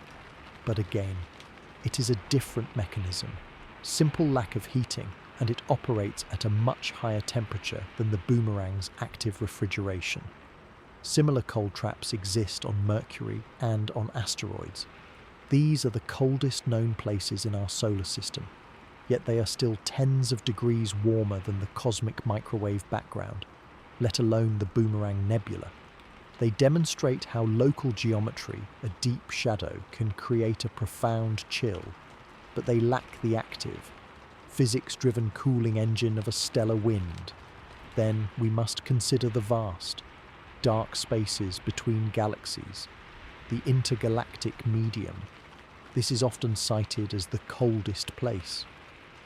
But that is a misconception based on the idea of empty space. While the density is incredibly low, the temperature is not defined in a simple way. The sparse particles there are indeed very energetic, often heated by shocks and radiation over cosmic time. Furthermore, this medium is still bathed in the cosmic microwave background. So, while it may feel intuitively like it should be the coldest, it isn't. It generally sits at or above that universal baseline of 2.7 Kelvin. The true champions of cold are not the empty voids, but regions where specific processes actively remove energy. This is the crucial lesson from the boomerang. Extreme cold is an achievement, not a default state of absence. Looking to the future, astronomers are guided by the boomerang model. They look for signatures of extremely fast outflows, often in bipolar systems, and then use submillimeter telescopes to search for the faint emission from cold molecules.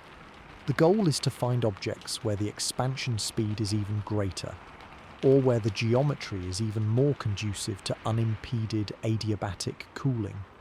Could there be a nebula out there at 0.5 Kelvin? It is theoretically possible if the conditions are just right.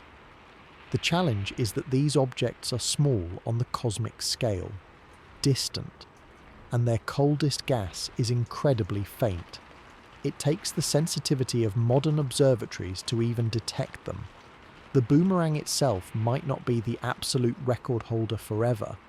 It is simply the coldest we have found so far. The search continues because every new extreme object pushes our understanding of thermodynamics and fluid dynamics in low-density environments.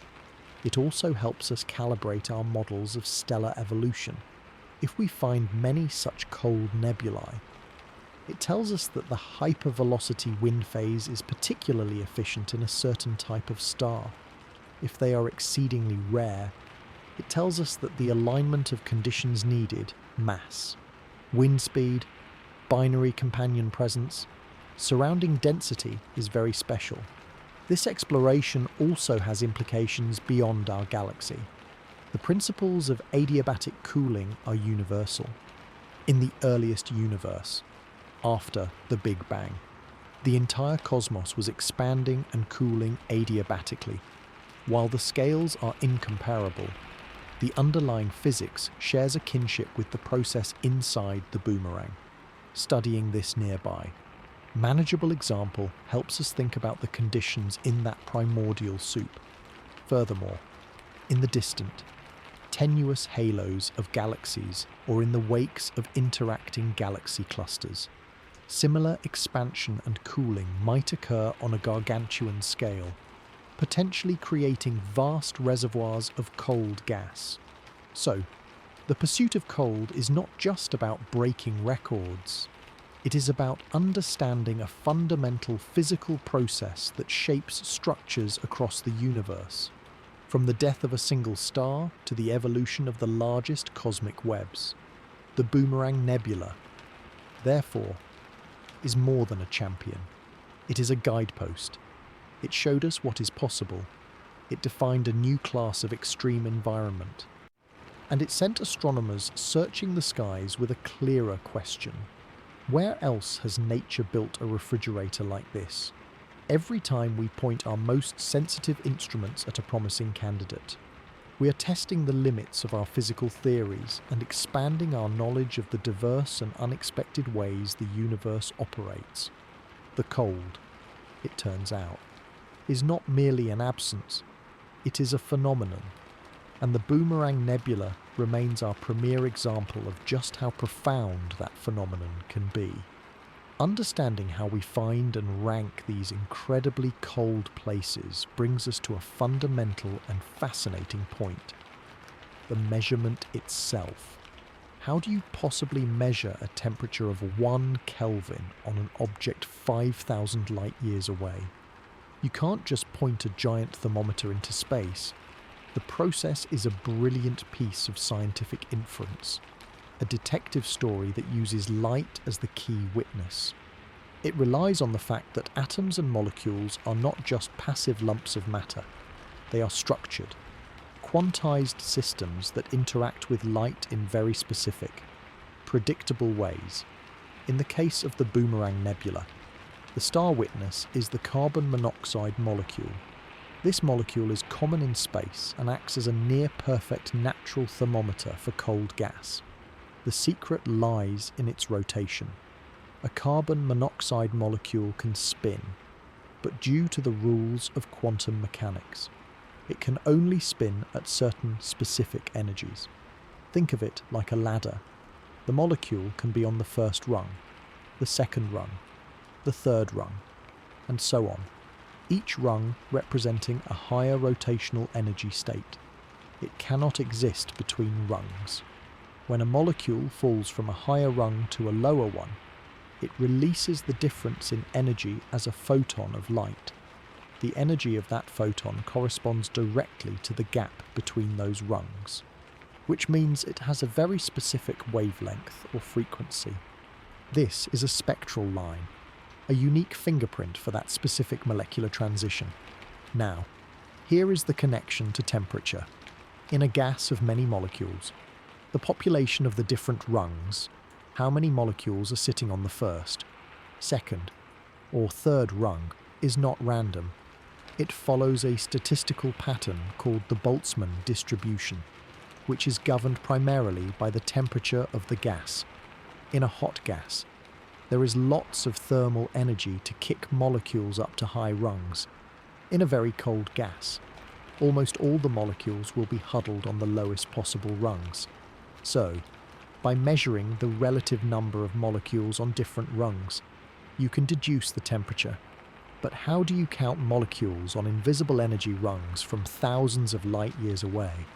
You don't count the molecules directly. You measure the light they emit when they jump down. The intensity or brightness of the spectral line corresponding to a transition from, say, the first excited rung to the ground rung tells you how many molecules made that jump. By observing several different rotational transitions, the jump from rung 2 to rung 1, from rung 3 to rung 2, and so on, you get a sample of the population across several rungs. The pattern of intensities across these different lines paints a clear picture of the temperature for the Boomerang Nebula. Astronomers used radio and submillimeter telescopes to tune into these specific frequencies emitted by carbon monoxide. The first rotational transition, from the first excited state to the ground state, emits at a wavelength of about 2.6 millimeters. The next one is at about 1.3 millimeters. By carefully measuring the strength of these lines, they could work backwards. They found that the lines corresponding to higher energy transitions were extremely weak compared to what you would expect even from a mildly warm gas. This indicated that very few molecules were being excited to those higher rotational levels. The population was overwhelmingly concentrated in the very lowest states. When they fed this intensity pattern into the equations of the Boltzmann distribution, the temperature that best fit the data was around 1 Kelvin. It's a direct physical thermometer. The excitation state of the molecules is a direct reflection of their kinetic temperature, their actual motion. This process, however, requires careful calibration and modelling. The gas in the nebula is very diffuse, meaning collisions between molecules are rare. The excitation might not be purely thermal. It can also be influenced by the ambient radiation field, like the cosmic microwave background. So, astronomers build detailed physical models of the nebula. They input parameters like density, the radiation field, and the chemical composition. Then they calculate what the expected line strengths would be for a given temperature. They adjust the model until it matches all the observed line strengths simultaneously. This is how the landmark measurement was made with the Swedish ESO sub-millimeter telescope in the 1990s. The data wasn't just a single number. It was a pattern across multiple frequencies that collectively pointed to an inescapable conclusion. The gas was at 1 Kelvin. Modern telescopes like ALMA have made this exponentially more powerful. ALMA can observe many of these lines at once with high spatial resolution.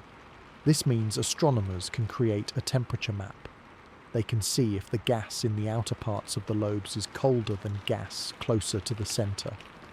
This detailed mapping confirms the physical picture. The fastest, most adiabatically expanded gas found along the lobe's axes should be the coldest, and the measurements can now test that prediction directly. There is another layer of subtlety, using different isotopes. Carbon monoxide typically involves the common carbon-12 isotope, but astronomers also observe lines from carbon monoxide made with carbon-13, a slightly heavier isotope. These molecules have slightly different rotational transition frequencies. By observing both sets of lines, they can cross-check their results and rule out potential artifacts or optical depth effects, where a very thick cloud might absorb its own emission and confuse the measurement. The fact that different methods and different molecular lines converge on the same incredibly low temperature gives enormous confidence in the result. This isn't a guess. It's a robust measurement based on fundamental physics. It's the same physics we use in laboratories on Earth to measure temperatures in gas cells. The universe has provided a vast, natural laboratory, and we have learned to read its signals. This technique isn't unique to the boomerang. It is the standard method for measuring the temperature of cold molecular clouds throughout our galaxy and beyond. The boomerang simply represents the extreme end of the scale, pushing the method to its limits because the signals are so faint and the temperature so low that it challenges the sensitivity of our instruments. That we can do it at all is a triumph of engineering and physics. So, when we state with certainty that the Boomerang Nebula is the coldest known natural place, that certainty is hard-won. It comes from deciphering the quantum mechanical whispers of spinning molecules across a vast gulf of space, translating specific frequencies of faint radio waves into a number on a temperature scale. It is a profound demonstration that by understanding the universal laws of nature, we can quantify the conditions in places we can never visit, turning light into knowledge and distant nebulae into cosmic thermometers. Having just explored the precise quantum measurement of gas temperature, we must now turn to another player in this cosmic arena, one that often works in tandem with gas but has its own unique properties: cosmic dust. In the grand narrative of the Boomerang Nebula's cold, the story isn't solely about the expanding carbon monoxide gas. Intermingled with that gas are countless tiny grains of dust. And while they are not the lead actor in this drama of extreme cooling, they play a crucial supporting role. This dust, often thought of as mere obscuring dirt, is actually a sophisticated component of the interstellar medium. In the context of the boomerang, its role is nuanced. It contributes to the overall energy balance in ways that can both aid and complicate the journey toward extreme cold. So, what is this dust? It is not like household dust. These are tiny, solid particles, much smaller than a grain of sand. typically composed of silicates, rocky minerals, and carbonaceous materials, essentially DOT, soot. They form in the cool outer atmospheres of stars, including the red giant that preceded the boomerang's white dwarf, and are ejected into space along with the gas. In many astronomical environments, dust is a dominant factor, but in the boomerang, its influence is more subtle yet still important. The primary way dust can contribute to cooling is through its incredible efficiency as a radiator. These tiny grains have a large surface area relative to their volume. When they are warmed, even slightly, by absorbing energy from starlight or from collisions with gas particles, they re-radiate that energy away as infrared light. This is a very effective way to dump heat in a dense molecular cloud. Dust grains are the main cooling agents, radiating away the cloud's gravitational energy and allowing it to collapse to form stars. In the boomerang, this radiative cooling from dust could, in principle, provide an additional pathway for the system to lose energy. However, for this to work efficiently, the dust needs to be coupled to the gas. The gas particles collide with the dust grains, transferring thermal energy to them, and then the dust radiates that energy away into space at infrared wavelengths that can easily escape the nebula. This process can help lower the temperature of the gas further, acting as a supplemental cooling system to the primary adiabatic expansion. Perhaps a more significant role for dust in the boomerang is that of a shield. Dust is excellent at absorbing and blocking radiation, particularly shorter wavelength light like ultraviolet and optical. This leads to two potential shielding effects. First, dust in the dense equatorial waste or distributed through the lobes can block some of the intense ultraviolet radiation from the central white dwarf. This prevents that high energy light from reaching and heating the inner regions of the cold outflow. If the coldest gas is partially shadowed from the central star's heat, it can remain colder for longer. Second, and more intriguingly, dust could theoretically provide a tiny amount of shielding from the cosmic microwave background itself. The CMB is everywhere, but if dust grains are cold enough, they might absorb some of these microwaves and re-radiate at even longer wavelengths, subtly altering the local radiation field. It is a minuscule effect, but in the quest to understand how the gas reached 1 Kelvin, every energy exchange must be considered. This shielding concept is akin to putting a parasol between yourself and the sun. It doesn't change the air temperature, but it creates a local spot that is cooler by blocking the direct radiant heat. Now, here is the interesting twist specific to the boomerang. Observations suggest the dust density is actually quite low. This is a critical detail. While dust is present, it is not the dominant component by mass compared to the gas. The nebula is not a particularly dusty object compared to, say, a protoplanetary disk or a star-forming cloud. This tells astronomers something important. It means the phenomenal cooling to 1 Kelvin cannot be primarily driven by dust radiation. If it were, we would expect to see much more dust and a correspondingly strong infrared signature. The fact that we do not see that, and that the dust content is relatively modest, reinforces the conclusion that the dominant powerhouse mechanism is the adiabatic expansion of the gas. The dust is along for the ride, participating in the energy balance but not directing it. Its role is secondary, modifying the edges of the process rather than powering the core engine.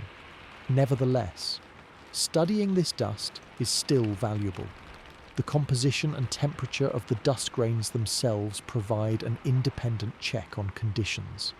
Dust grains in such a cold environment would themselves be incredibly cold, likely only a few degrees above absolute zero. They emit very faint infrared radiation that can, in theory, be detected by extremely sensitive space-based telescopes like the upcoming James Webb Space Telescope or the now-retired Herschel Space Observatory. Measuring the dust temperature independently and comparing it to the gas temperature reveals how well coupled the dust and gas are. In the extremely low-density environment of the boomerang's outer lobes, the dust and gas might not be in perfect thermal equilibrium.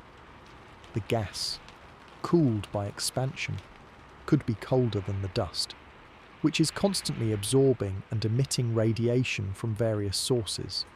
This disparity would be a fascinating detail, highlighting the complexity of the energy balance in a near vacuum. In the broader picture, the interplay between gas and dust in the boomerang is a microcosm of a universal process in all phases of the interstellar medium, from hot ionized bubbles to cold dark clouds. The dance between gaseous atoms and solid grains determines the thermal state, the chemistry, and the eventual evolution of the material. Dust grains are also the sites where simple molecules can form on their surfaces, acting as tiny chemical factories. In the boomerang, this chemistry is likely minimal due to the low density and temperature. But the presence of dust reminds us that this is a rich, complex ecosystem, not a pure sample of gas. So, while the headline for the Boomerang Nebula will always rightly focus on the hypervelocity wind and the adiabatic expansion of gas, the silent, faint presence of cosmic dust adds a layer of subtlety to the story. It is a participant in the thermal drama, a potential shield against external heating, and a testament to the enriched, dirty nature of the material ejected by dying stars. It reminds us that to fully understand any cosmic environment, we must account for all its constituents, from the fastest molecules to the smallest, coldest grains of interstellar soot, each playing its part in the physics of the extreme. The subtle interplay of gas and dust in the boomerang's present-day structure, a legacy of the star's own formation and death, connects to a much grander narrative, one that stretches back to the very beginning of everything. While the nebula is a tiny, recent event in our galactic neighbourhood, it offers a surprisingly potent window into the conditions of the early universe. This might sound like a leap, but the connection lies in the fundamental physics of expansion and cooling. The Boomerang Nebula, in its fleeting, hypercold state, acts as a local analogue, a manageable laboratory for processes that were once universal. After the Big Bang, the entire cosmos was in a state of hot, dense, rapid expansion. That expansion, over billions of years, caused the universe to cool, allowing energy to condense into particles, then atoms, and eventually the stars and galaxies we see today. The specific details of how that cooling proceeded, how matter behaved during those first critical moments, are the subject of intense cosmological study. We cannot rewind time, but we can look for environments that mimic, on a small and accelerated scale, some of those primordial conditions. Enter the boomerang. The key shared process is adiabatic expansion. The universe expanded, and as it did, it cooled. The boomerang's lobes are expanding, and as they do, they cool. The scales are incomparable. The entire observable universe versus a structure 1 light-year across, but the underlying thermodynamics are identical. By studying the boomerang in extreme detail, we can test our models of how a gas cools when it expands freely into a vacuum. How efficient is the cooling? How does the temperature drop relate to the expansion velocity and the initial density? These are questions we can answer with observations of the nebula, refining equations that also describe the universe's infancy. Furthermore, the boomerang shows us a system that is actively cooling below its ambient background temperature, challenging simple equilibrium assumptions. The early universe was also a system far from equilibrium, with various components, radiation, matter, dark matter, decoupling and cooling at different rates. The complex energy balance in the nebula, where adiabatic cooling battles the cosmic microwave background, is a simple, observable example of such non-equilibrium dynamics. Another crucial link is the behavior of molecules in the cold, the early universe, after the initial fireball cooled enough for protons and electrons to combine into neutral hydrogen, was a dark, relatively simple place. The formation of the first molecules, like molecular hydrogen, was a pivotal step. These molecules, through their rotational and vibrational transitions, provided new pathways for the gas to cool, which was essential for the collapse of the first structures under gravity.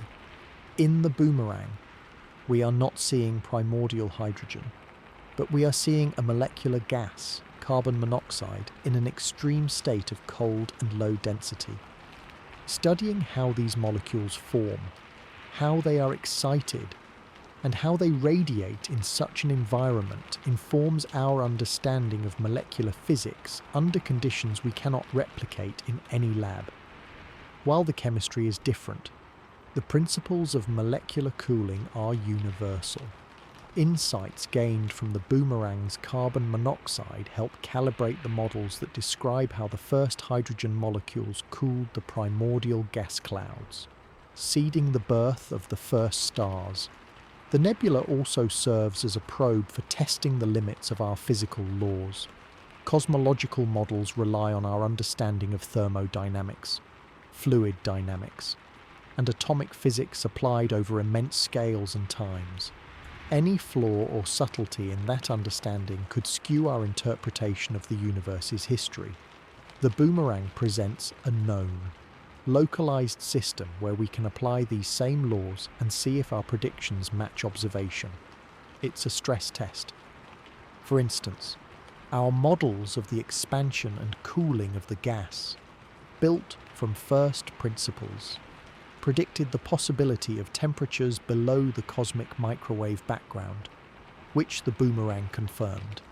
This successful prediction reinforces our confidence in applying those same physical principles to model the universe's expansion. It's a cross-check, showing that our physics is robust enough to explain both a dying star's outflow and, by extension, the cooling of the cosmos itself. Moreover, the boomerang highlights the role of geometry and asymmetry. The universe's expansion is often modelled as perfectly homogeneous and isotropic, the same in all directions. But we know from observations of galaxy clusters and the cosmic microwave background itself that there are tiny anisotropies, fluctuations that grew into the large-scale structure we see. The boomerang's dramatic bipolar shape is a gross asymmetry, a powerful reminder that local physics can create strong directional effects. Studying how this asymmetry influences the cooling, creating colder conditions along the polar axes than elsewhere, helps cosmologists think about how local anisotropies in the early universe might have influenced the collapse of matter, perhaps seeding the filaments and voids of the cosmic web. While the mechanisms are different, the conceptual lesson is important. Uniform initial conditions can give rise to complex, structured outcomes through well-understood dynamical processes. Finally, the transient nature of the boomerang's cold echoes the transient nature of cosmological eras. The universe moved from a radiation-dominated era to a matter-dominated era, each with different characteristics and rates of expansion.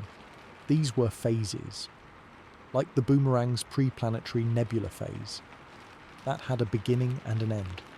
Studying a short-lived phase in a star's life hones our ability to interpret the fossil evidence of short-lived phases in the universe's life, imprinted in the abundances of light elements or the subtle patterns in the cosmic microwave background. In essence, the Boomerang Nebula is more than a celestial curiosity. It is a bridge. It connects the intimately detailed, local astrophysics of a single star's death to the grand, sweeping narrative of cosmology. by providing a nearby, observable example of extreme adiabatic cooling and non-equilibrium thermodynamics. It allows us to test and refine the very toolkit we use to understand the origin and evolution of everything. It reminds us that the laws of physics are universal, operating with the same rigour in the outflow of a dying star as they did in the nascent moments of the cosmos, offering a tangible, if faint, echo of the universe's first cold breath. The idea of the Boomerang Nebula as a cosmic echo of the early universe is a powerful one, connecting the infinitesimally small to the unimaginably large through the common thread of physics. But this bridge of extreme conditions doesn't just stretch across space and time. It also connects directly back to our own planet, to laboratories where scientists perform their own, even more profound feats of cooling. This brings us to a fascinating and humbling comparison. The Boomerang Nebula is the coldest known natural place in the universe at 1 Kelvin. Yet here on Earth, in highly specialized labs, physicists routinely create and study matter at temperatures millions, even billions of times colder. We have reached the realm of nanokelvins, billionths of a degree above absolute zero. So, in a very real sense, the coldest place in the natural cosmos is vastly warmer than the coldest environments we have engineered. This isn't a contradiction. It is a testament to two different kinds of achievement. And understanding the distinction reveals a lot about both the power of natural processes and the ingenuity of human science. Let's talk about how we make things so cold on Earth. The journey to nanokelvins doesn't involve giant expanding gas clouds. It involves exquisite control over tiny clouds of atoms, often rubidium or sodium, using techniques rooted in quantum mechanics. The first major step is laser cooling. Imagine atoms as tiny moving particles. Photons of light carry momentum. By shining lasers tuned to a very specific frequency at a cloud of atoms, physicists can arrange it so that atoms moving toward the laser light absorb photons and slow down, like running into a steady, gentle rain of ping-pong balls from every direction. This laser molasses slows the atom's motion, dramatically cooling them from room temperature to within 1,000th of a degree above absolute zero. This is already far colder than the Boomerang, but they go further. The next stage often involves evaporative cooling. The coldest atoms are trapped in a magnetic field, forming a kind of magnetic bowl. The hottest, most energetic atoms are given a little push so they evaporate over the rim of the bowl, escaping the trap. The remaining atoms recollide and re-equilibrate at a lower average temperature, just like a cup of coffee cools as the hottest molecules leave as steam. Through repeated cycles, temperatures plunge into the nanokelvin range. Other techniques, like adiabatic demagnetization, can also be used. The result is a tiny, diffuse cloud of perhaps a few million atoms, existing in a state of profound cold that the universe, as far as we know, never creates naturally on its own. So why is the Boomerang's 1 Kelvin still such a big deal if we can do better in a lab? The difference lies in scale, density, and mechanism. The lab achieves its incredible cold by focusing on a minuscule, isolated sample under perfectly controlled conditions. The atoms are trapped and manipulated with technology that represents the pinnacle of human engineering. The Boomerang achieves its cold through a completely natural, unguided process on an astronomical scale. It is a self-assembling refrigerator the size of a solar system, operating on the basic principles of gas dynamics set in motion by a star's death. The volume of space cooled to 1 Kelvin in the Boomerang is incomprehensibly larger than any lab sample. Furthermore, the density conditions are opposite. In the lab, we cool a relatively dense cloud of atoms, dense enough for them to interact and re-equilibrate. In the boomerang, the triumph is achieving such a low temperature in a gas so diffuse that particles almost never meet. It is the difference between cooling a thimbleful of water and cooling an entire ocean to near freezing. But where the ocean is made of fog so thin, you could fly a spaceship through it for millennia without hitting a single droplet. This comparison illuminates the different goals. In the lab, the goal is often to reach the coldest possible temperature to observe pure quantum phenomena, like Bose-Einstein condensation, where atoms lose their individual identities and behave as a single quantum wave. The ultra-low temperature and sufficient density are necessary to see this. In the boomerang, nature isn't trying to achieve a quantum condensate. It is simply the inevitable thermodynamic consequence of a hypervelocity wind expanding into a vacuum. The record cold is a side effect, a signature of the violence and speed of the process. Our labs seek to minimize all external influence to study quantum mechanics in pristine isolation. The boomerang is a messy, dynamic astrophysical system bathed in external radiation, with a complex history and structure. Both are valid and incredible, but they serve different purposes in our understanding of physics. The comparison also highlights a profound truth. The universe is not optimized to create the absolute lowest temperatures. It creates a wide range of conditions through complex, often violent, interactions. The 1 Kelvin of the boomerang is an extreme outlier in the natural world, but it is still within a few degrees of the cosmic microwave background floor. Nature, left to its own devices, seems to find a certain thermal equilibrium around that few Kelvin range. To go significantly lower requires the deliberate, intelligent intervention of a species that understands the laws of thermodynamics and quantum mechanics well enough to circumvent nature's general tendency. In a way, our labs are creating conditions that are not just rare, but entirely novel in the history of the cosmos.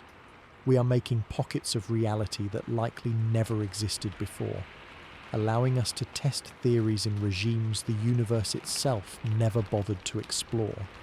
Yet, the boomerang's achievement remains uniquely inspirational. It shows us that the simple, classical physics of expansion, a principle known for centuries, can, when scaled up to stellar proportions, produce a result that challenges our intuition and probes the edges of known physics. It did this without a blueprint, without intent. Our lab achievements, while more extreme numerically, are built upon centuries of accumulated knowledge. The boomerang's cold is a spontaneous cosmic event. Both stories are essential. One shows the raw power and emergent complexity of physical laws playing out on a grand stage. The other shows the depth of understanding we can achieve when we harness those same laws with precision and purpose. Studying the boomerang helps us appreciate the natural limits and processes of the cosmos.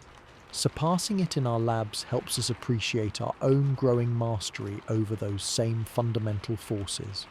Together, they represent the full spectrum of our engagement with the cold, from observing its natural extremes in the distant heavens to creating new extremes at our fingertips, each teaching us something invaluable about the fabric of reality, the incredible precision of our laboratories. Creating cold that dwarfs even the boomerang's record stands as a testament to our focused understanding of physics. But that understanding itself is built upon observing the universe's own, more chaotic experiments. The boomerang is one such experiment, and its lesson extends far beyond temperature alone. It is a dramatic, focused example of a universal process, the powerful influence of stellar winds in sculpting the interstellar medium. This is the grand context in which the nebula's cold drama unfolds.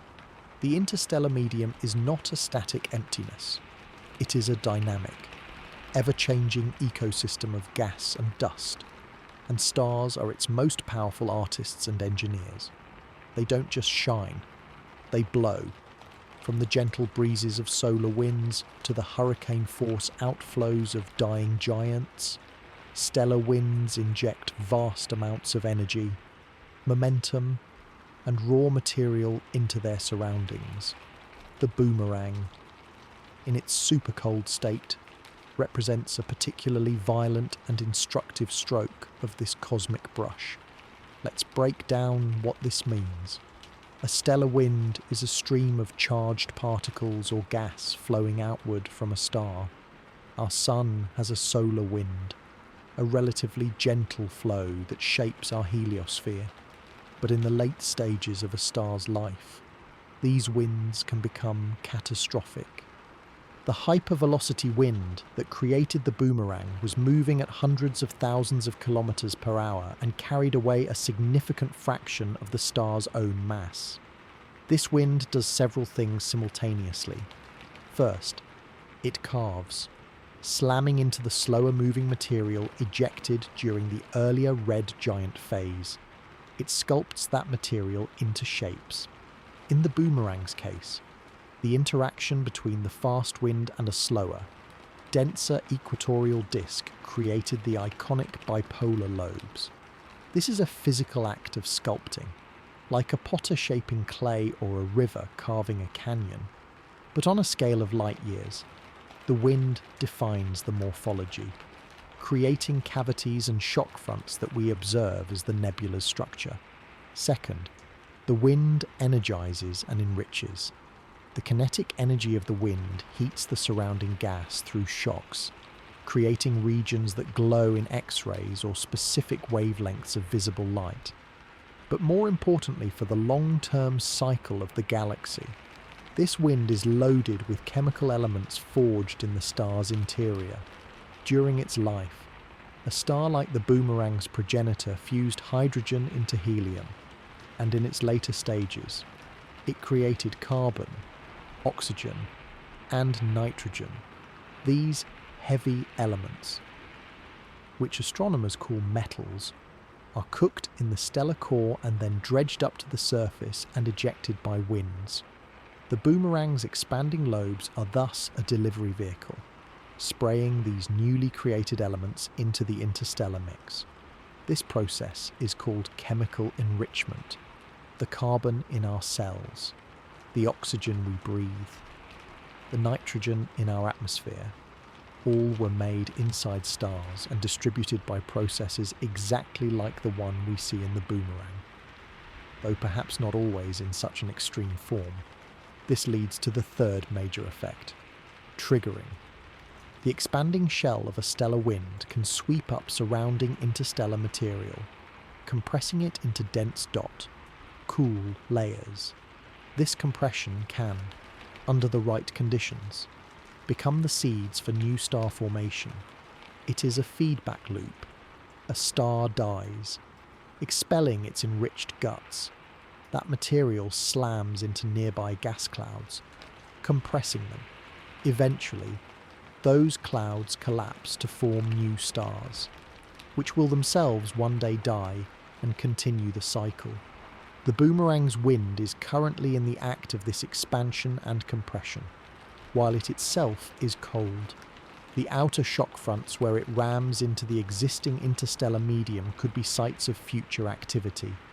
This is how galaxies evolve chemically and structurally. The interstellar medium is continuously recycled, and each generation of stars increases the abundance of heavy elements, making the formation of rocky planets and, potentially, life more likely. The boomerang provides a spectacularly clear case study of this feedback because we are seeing it at a pivotal, active moment. The wind is not a relic. It is ongoing.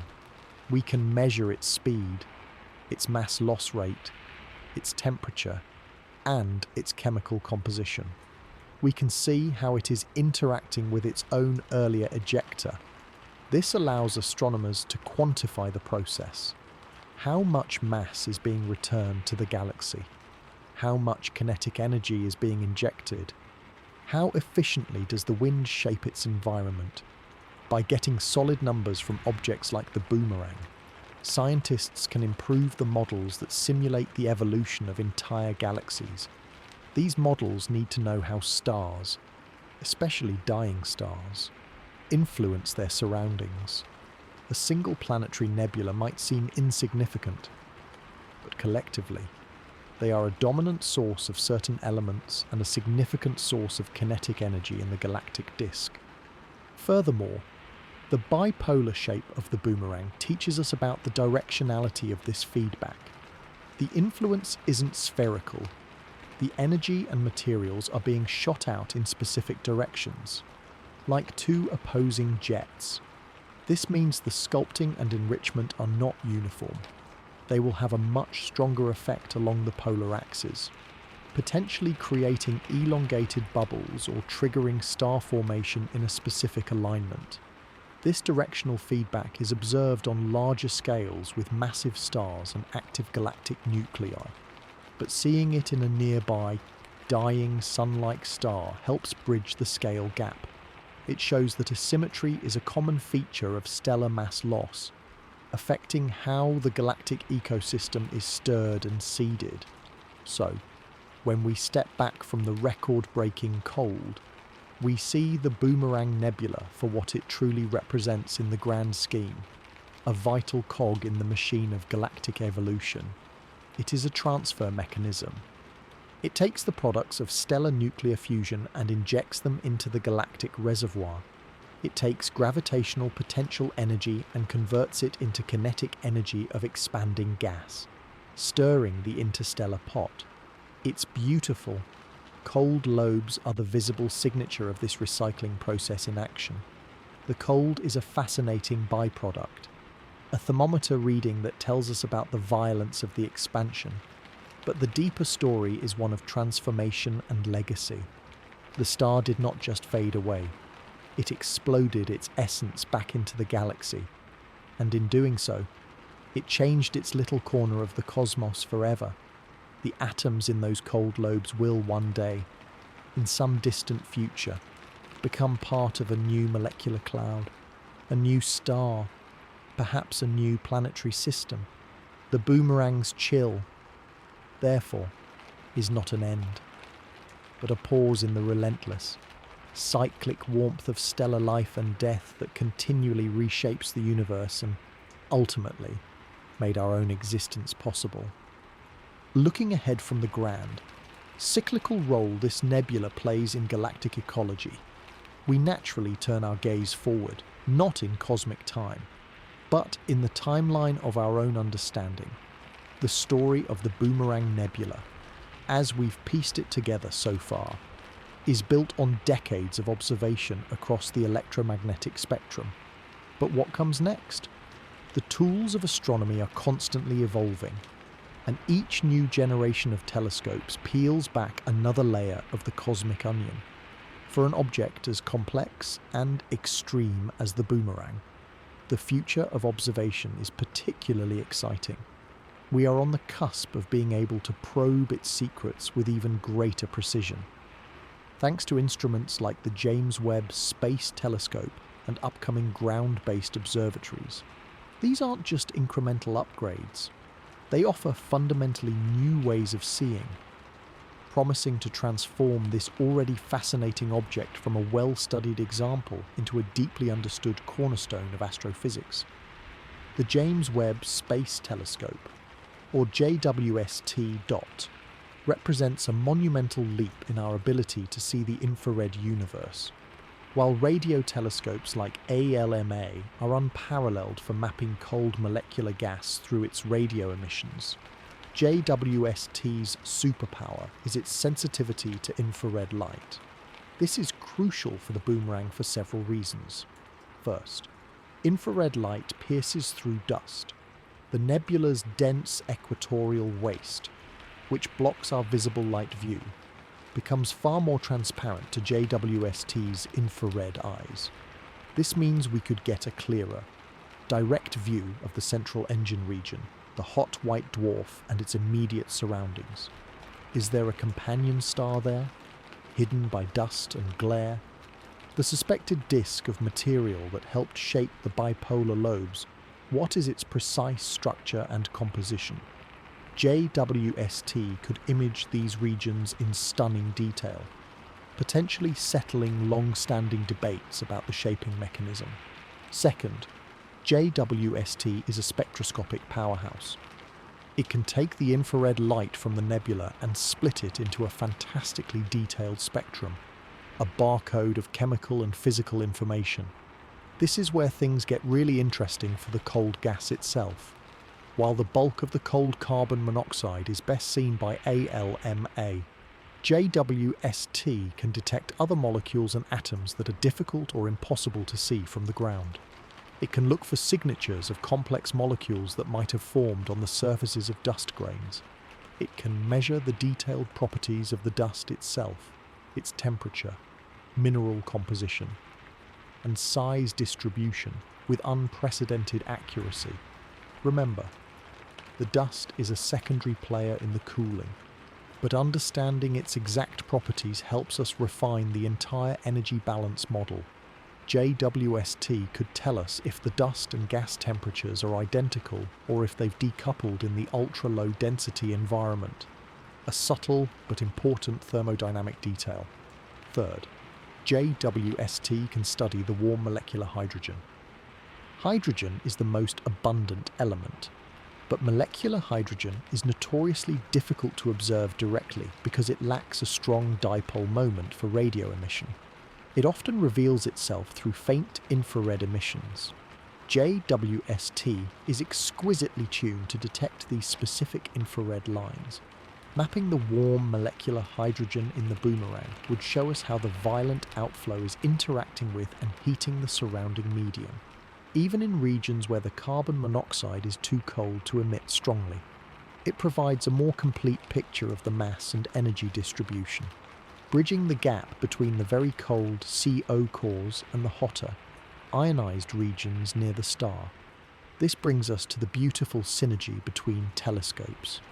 The future isn't about JWST replacing ALMA. It's about them working together. ALMA maps the cold skeleton, the distribution, velocity, and temperature of the carbon monoxide that defines the record-breaking chill. JWST maps the warm dust, the complex chemistry, and the hidden central regions. Combining these datasets is like having a full-color dot, three-dimensional model instead of a silhouette. We can correlate the dust maps with the gas temperature maps. Does the coldest gas coincide with regions of specific dust composition or absence? We can use JWST's view of the inner structure to set better boundary conditions for the hydrodynamic models that simulate the wind's expansion, which are then tested against ALMA's velocity data. This multi-wavelength approach turns the nebula from a subject of study into a calibrated laboratory.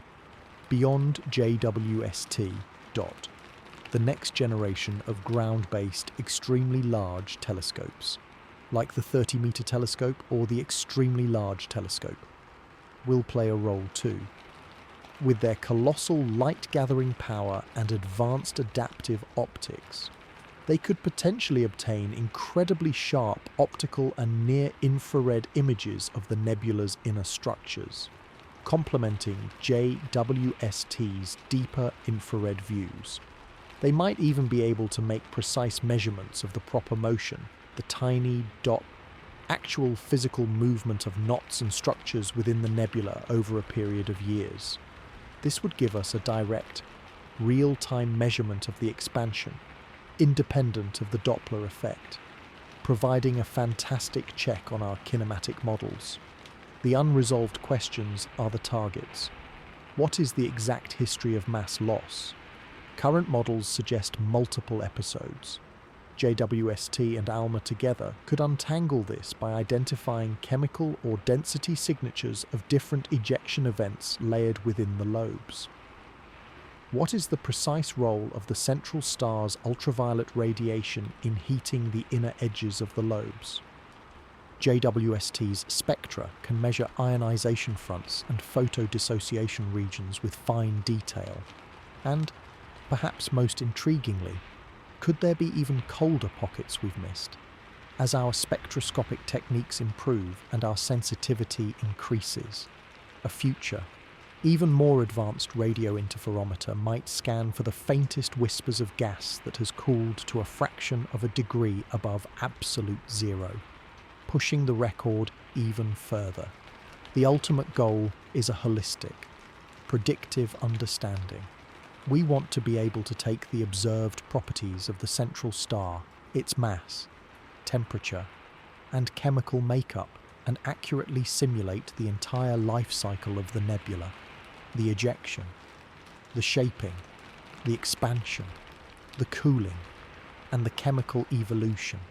Every new observation from these future telescopes provides a crucial data point to refine those simulations. The boomerang, therefore, is more than a static object of beauty. It is an evolving benchmark. With each new technological leap, we return to it, applying our new tools to see what secrets we missed before.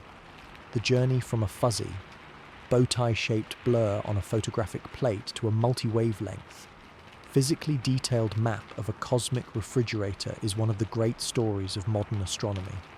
And the next chapters, written with the data from JWST and its successors, promise to be the most revealing yet, turning this enigmatic cold spot in the constellation Centaurus into a comprehensive textbook on the death of stars and the physics of extreme environments.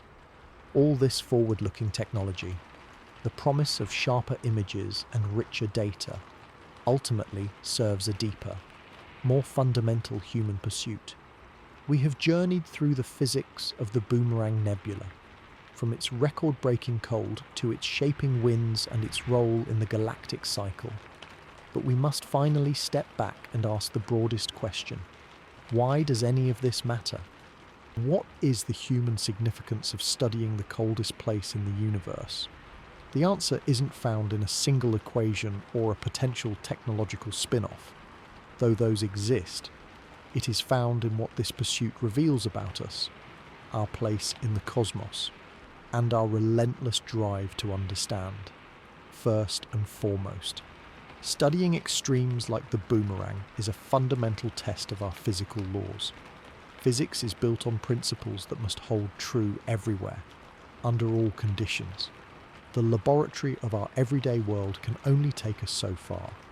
By finding environments that push the boundaries of temperature, density, and pressure, we subject our theories to the most rigorous possible examination. The boomerang's environment of 1 Kelvin gas expanding into a near-perfect vacuum is a condition we cannot recreate in any terrestrial lab at that scale. When we apply the laws of thermodynamics and fluid dynamics to model its behavior and our predictions match the observations, it is a powerful validation. It tells us that our understanding of adiabatic cooling, molecular excitation, and radiation transfer is correct. Conversely, if we found a glaring discrepancy, it could point to new physics, a limitation in our models, or an unseen factor. This process of testing and validation is the bedrock of science. It transforms physics from a collection of abstract ideas into a robust framework for describing reality. A framework reliable enough to land probes on Mars and build telescopes that can see back to the dawn of time, beyond testing known laws. Studying such an object dramatically expands our understanding of stellar life cycles. We know stars are born, live, and die. But the details of that death are complex and varied. The boomerang captures a specific, short-lived phase, the pre-planetary nebula stage, with extraordinary clarity. By dissecting its properties, we learn about the mechanics of mass loss, the genesis of asymmetrical shapes in nature, and the chemical enrichment process in real time. This isn't just about one star, it's about creating a template. every sun-like star in our galaxy will undergo a similar transformation. Understanding the boomerang helps us interpret the fainter, more distant examples. It fills in a chapter in the story of stellar evolution, moving it from a theoretical sketch to a detailed narrative grounded in observation. This knowledge connects us to the fate of our own sun, offering a glimpse of the distant future when our star will undergo its own metamorphosis, albeit without the extreme cold of the boomerang due to different mass and conditions. It contextualizes our own star within the grand tapestry of galactic life and death. On a more philosophical, though no less real, level, contemplating a place like the Boomerang Nebula expands our perception of what nature is capable of. It challenges our intuition. Our everyday experience tells us that to get cold, you need a freezer, an active process in a confined space. The universe shows us that a star's death throes can create a light-year-wide freezer. We intuitively think of space as empty and cold, but the boomerang teaches us that the empty space has a minimum temperature and that active processes can dive below it. This constant recalibration of our intuition is a core benefit of astronomy. It reveals a cosmos far more diverse, dynamic, and extreme than our parochial experience on a temperate planet would suggest. It fosters a sense of wonder that is both humbling and inspiring. We realize that the universe is not designed for our comfort or comprehension, yet we can comprehend it. This strange, cold, ethereal object 5,000 light-years away obeys the same physics we deduced on our warm, rocky world. That is a profound connection. Furthermore, the very act of measuring its temperature is a triumph of human ingenuity and a testament to the power of the scientific method. Consider the chain of reasoning and technology involved. We deduced the quantum energy levels of molecules. We built telescopes sensitive to faint radio waves. We overcame atmospheric interference by placing observatories in high deserts. We developed the spectroscopic techniques to interpret the signals. From a barely perceptible whisper of radio static, we extracted a precise temperature. This process embodies the scientific endeavour, using reason, technology, and collaboration to decode the universe's secrets. It is a quiet but monumental achievement. It reminds us that our knowledge is not passive. It is actively won through curiosity, perseverance, and cleverness. The boomerang's cold is a fact of nature, but our knowledge of that cold is a human achievement, one that should instill a deep appreciation for the scientific enterprise. Studying such extremes also symbolizes the human drive to explore the limits of the possible. We are drawn to the highest, deepest, hottest, and coldest. We seek out records not merely for the sake of a trophy, but because boundaries define the playing field. Finding the coldest natural place tells us something about the thermal limits of astrophysical processes. It sets a benchmark. It asks, is this truly the limit, or can nature go colder? This question drives further observation and theory. This pursuit of limits is fundamental to exploration. Whether mapping the deepest ocean trench or the farthest quasar, it is an expression of our insatiable need to know the full scope of our reality. The boomerang, for now, marks one edge of that scope in the realm of temperature. Finally, on a personal level for anyone who learns about it, the Boomerang Nebula offers a powerful story. It is a story that intertwines the death of a star, the elegant physics of a refrigerator, the subtle quantum behavior of molecules, and the cleverness of scientists on a distant planet. It is a narrative that makes abstract concepts tangible.